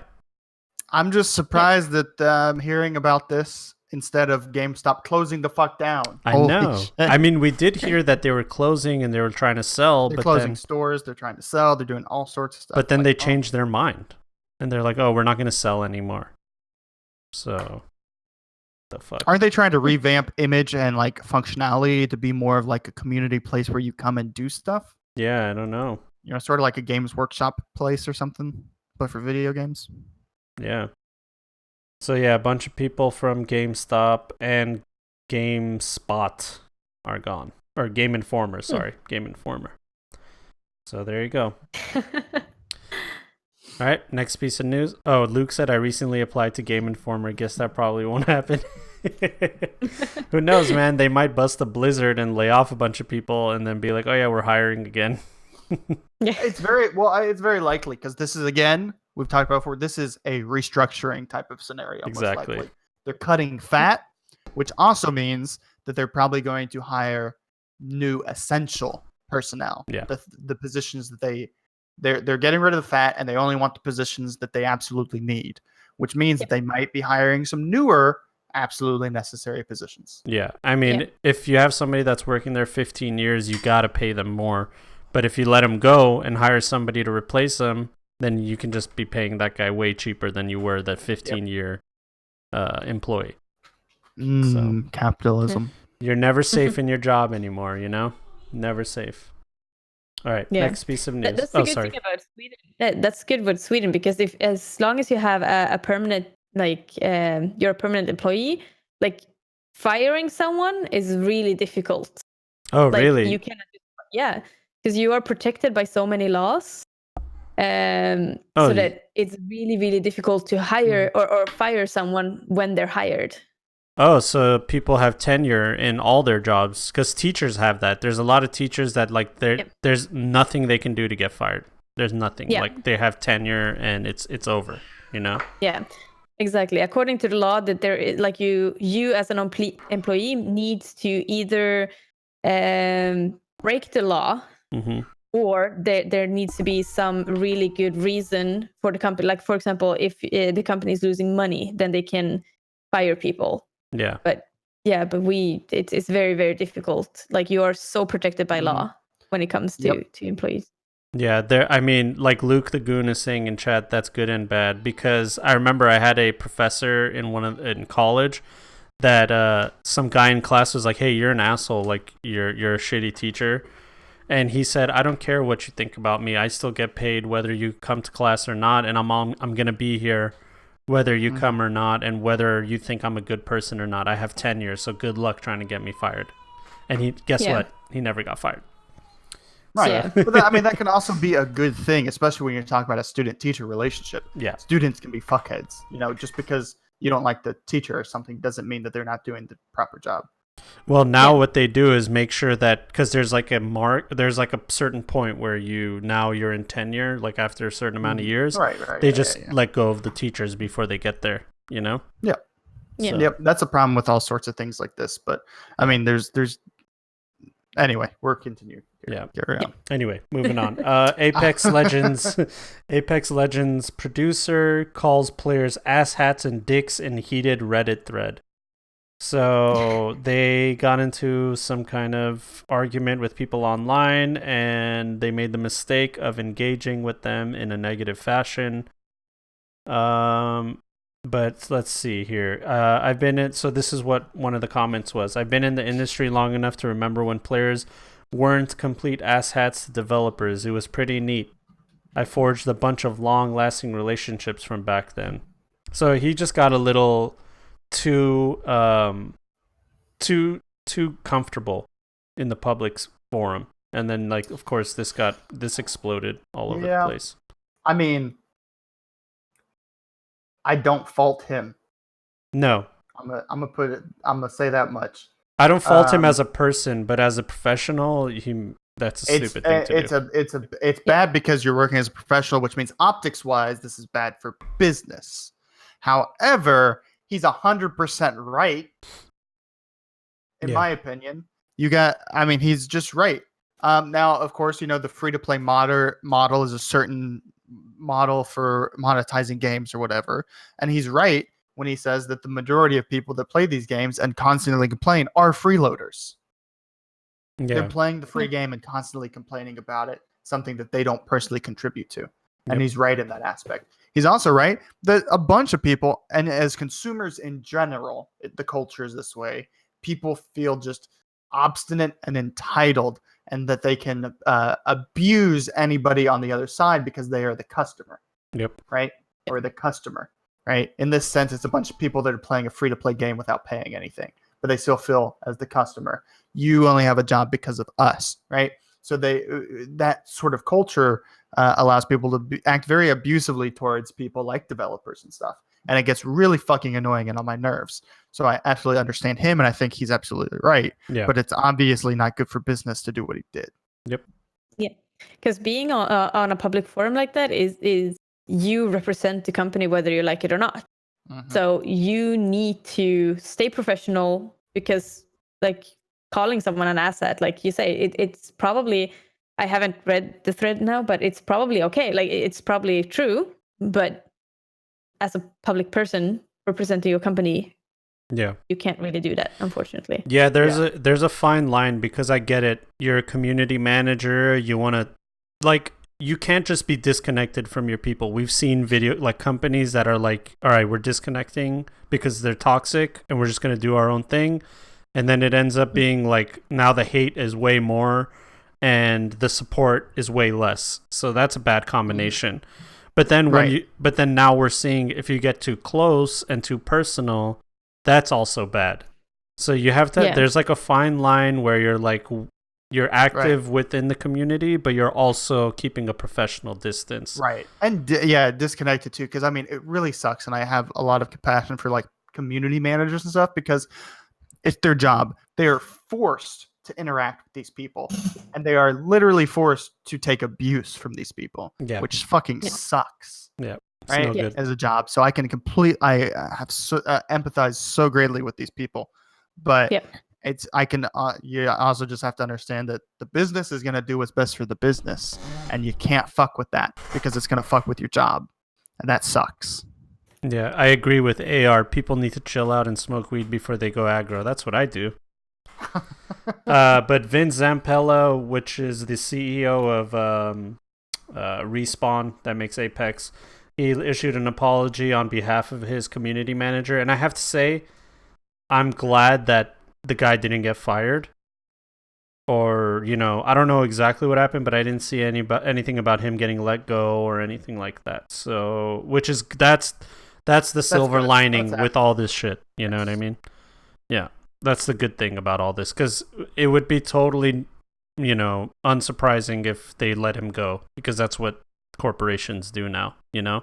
Right. Yeah. Absolutely. And it's too much of that kind of stuff, public pressure causing people lose their jobs. It's just, I hate that kind of stuff. Yeah. $12 for an eighth? That's fucking amazing. Anyway. Moving on. Let's see. New skate game coming out. Hope you guys like this All right, shit. cool. End of the podcast. Let's go That's it. home.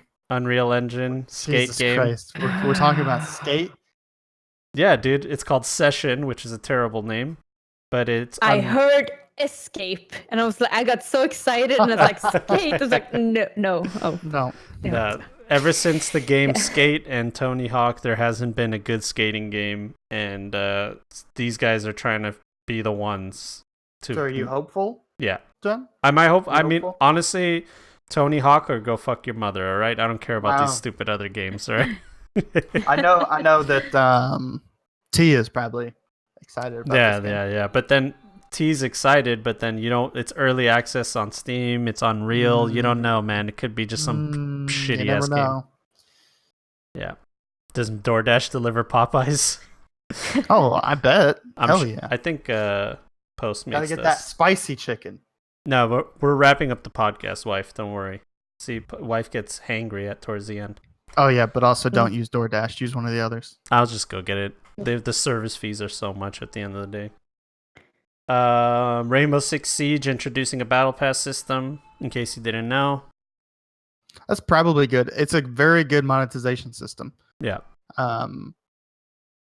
Interesting because it's a full price game. That's what I'm saying. But annoying. they have everything. They have loot boxes. They have cosmetics.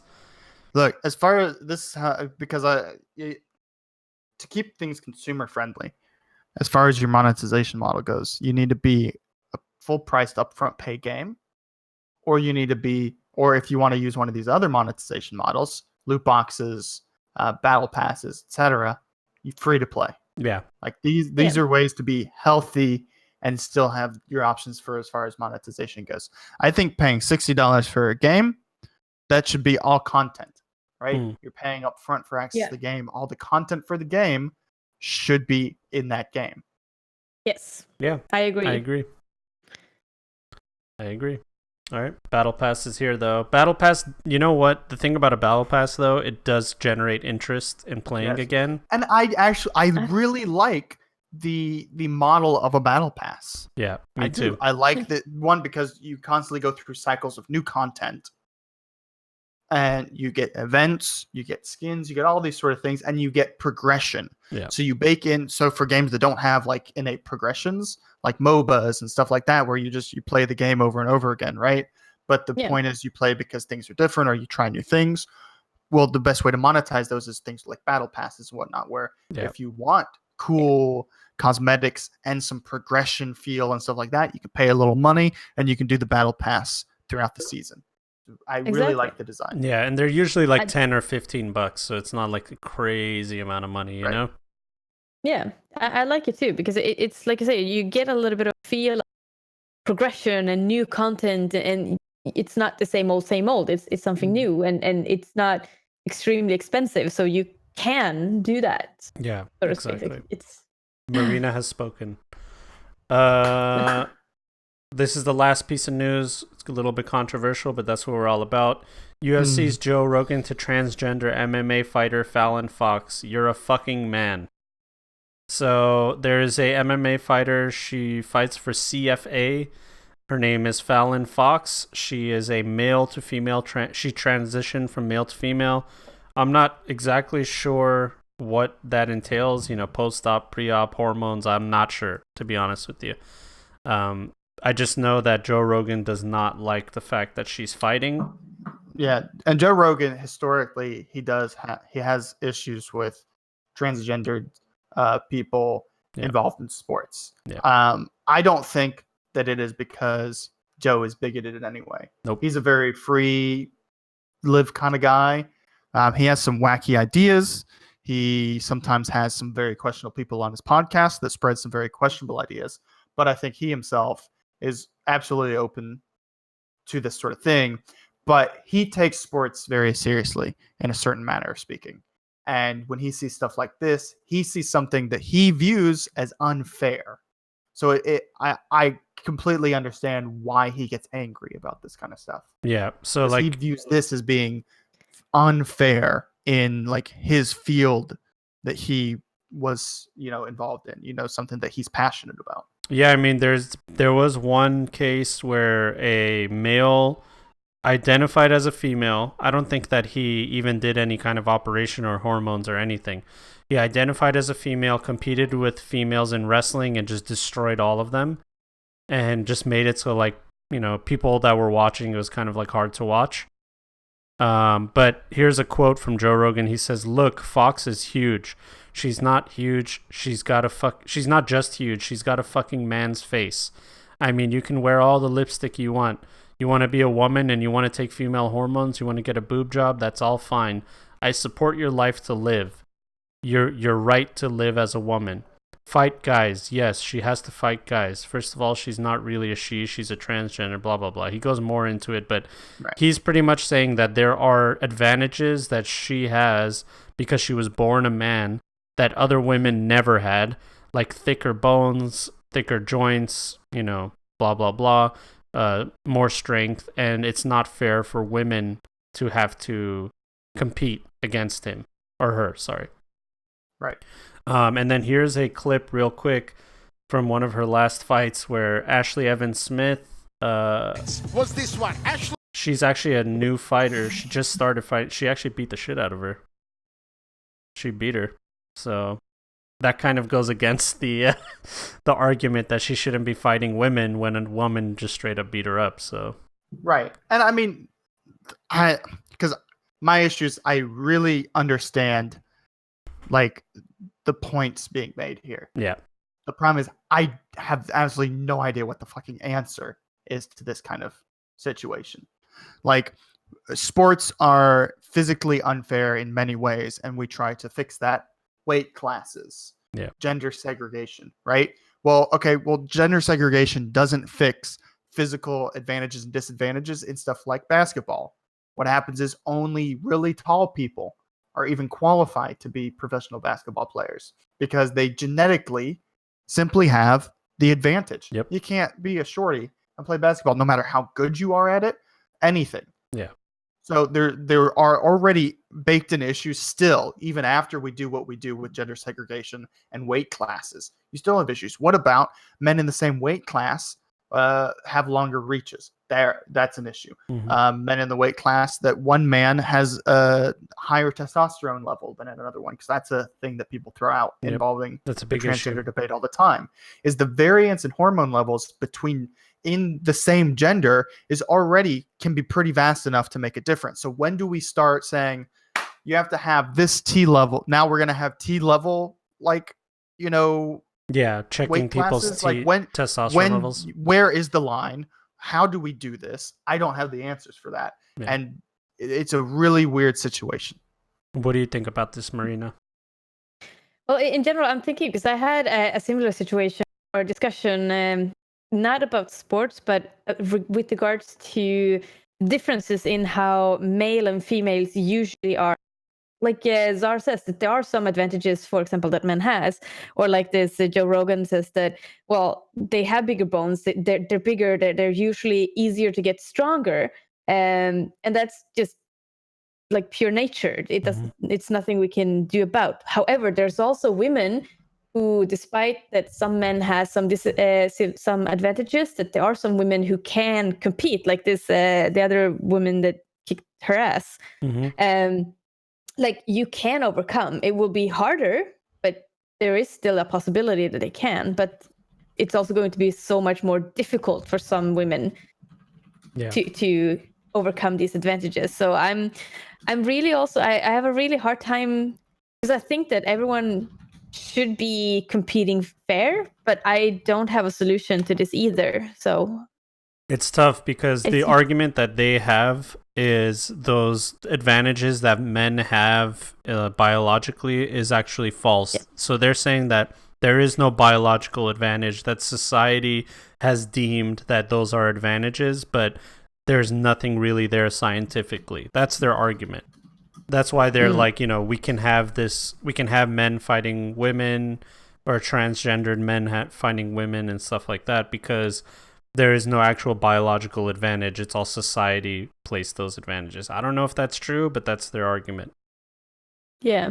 And like I said, I haven't gone into these kind of biological disadvantages or advantages either.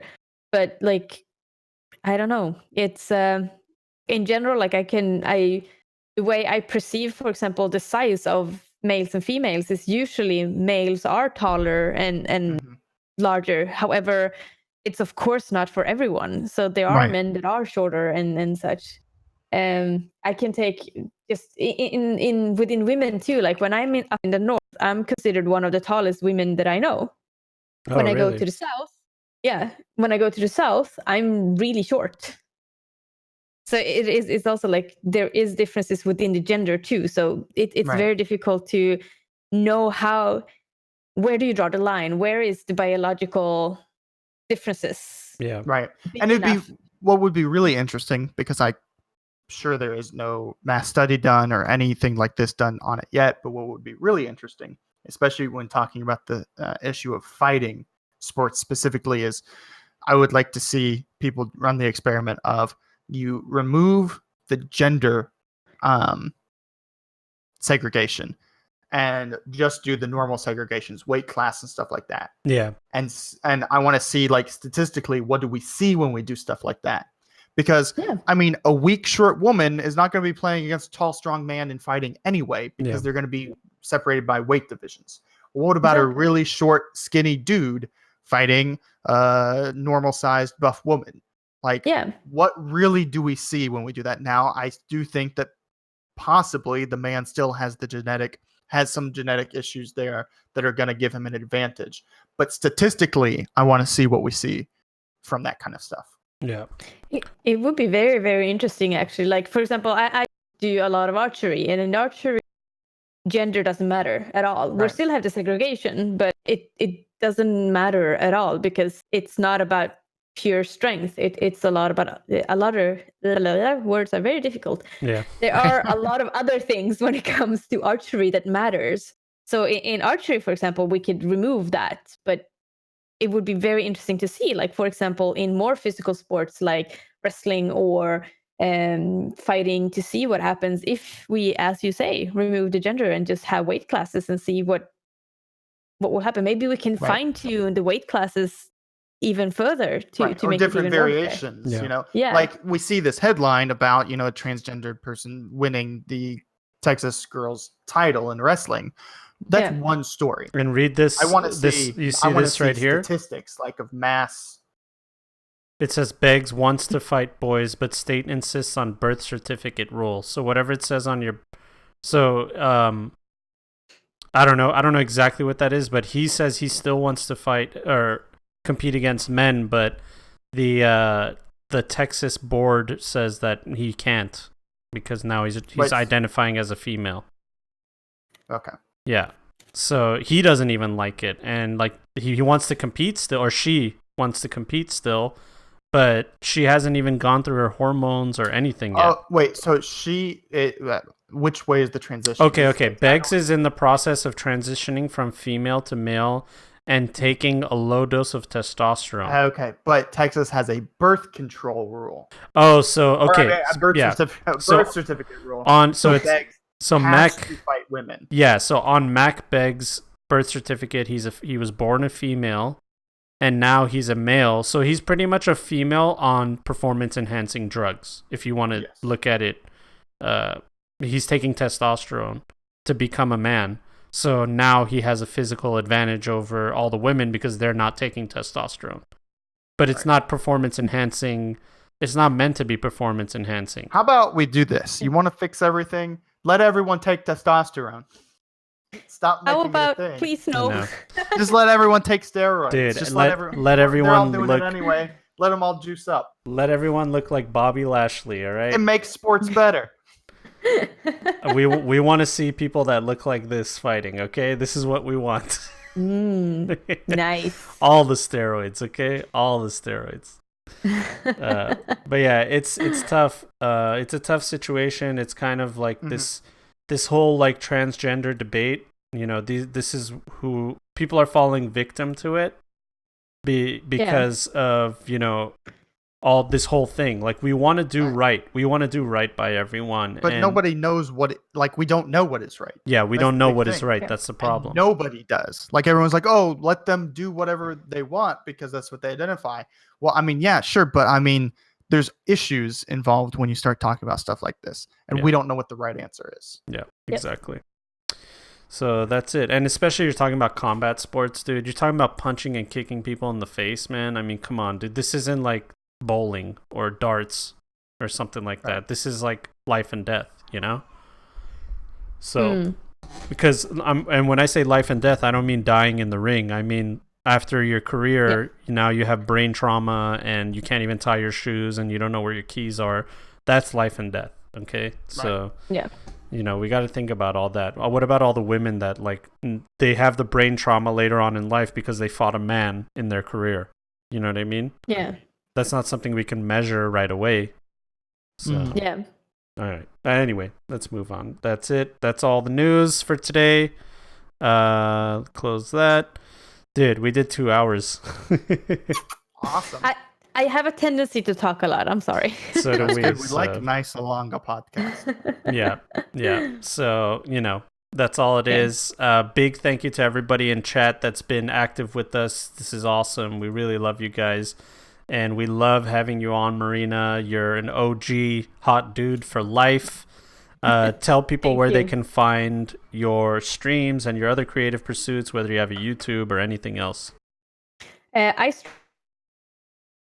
am currently chatting a little bit in all chats. There you go. So you can see me there. I stream a variety of games, Monday, Divinity Original Sin 2 Mondays, and we only play Divinity Original Sin in that day. Otherwise, I play everything. Overwatch, System Shock 2, whatever. Yes. And where can they find you? On Moodefy. Yeah, twitch.tv/Moodefy. Yeah, Moodefy for our listeners. Moodefy. Moodefy. That's Is that your Twitter handle as well, Moodefy? At Moodefy? Yes. With 2 Ys, actually, because Moodefy, there's someone that already has Moodefy on Twitter, so I had to have 2 Ys. Beat them up. I know, right? God damn it. they were inactive too, so they hadn't posted in years when I created my Twitter. Assholes. I was so upset. Ooh. I know. So, yeah, Moodefy, she's out there. She's doing her thing, making it happen. Zar, do you have any creative pursuits? No, just this. You guys can find me on YouTube, where I've mostly been doing all of my stuff. So if Popeye sells out of their chicken sandwich, there will be major wife aggro. Dude, they could have ran out before we even finished the podcast, all right? So you can't put it on me. Right. YouTube, John the Wise. I just dropped episode 2 of the Dark Future podcast with my boy Luke the Goon, a.k.a. The Dark Future. We talk about Cyberpunk, the tabletop role-playing game, and everything else that we want to. Then I have the Wise and Sassy podcast with my wife. Make sure you guys hop on that. It's on Spotify, iTunes, everything, just like this podcast. And can't really think of anything else. My Cyberpunk game should be coming up soon, so it'll be coming up. I'm excited. Yeah, Cyberpunk game will be back and in action. It's almost ready to go, and I'm going all out on this. I'm going I've like prepared like all kinds of visual elements to make it like a show, You know what I mean?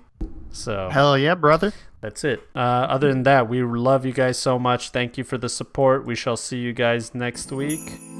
And okay, why isn't the audio working? This thing's not working.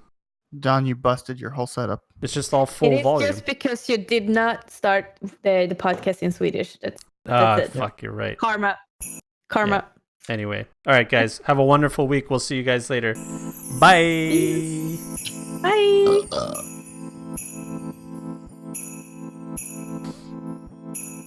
Ladies and gentlemen, welcome to the Point Click Podcast. Azar Salesman.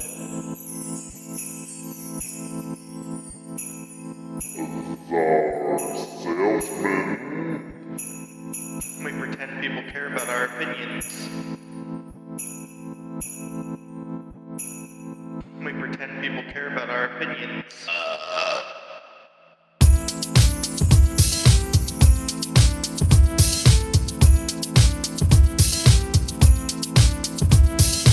They're just a couple of good guys, virtue signaling their life away.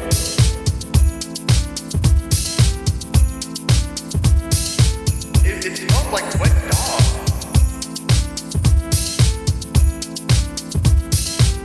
We pretend people care about our opinions.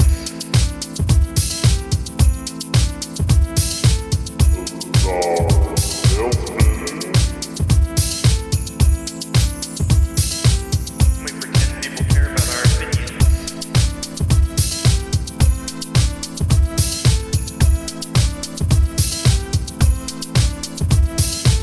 Ladies and gentlemen, welcome to the Point Click Podcast. They're just a couple of good guys, virtue signaling their life away. So stay woke, stay fresh,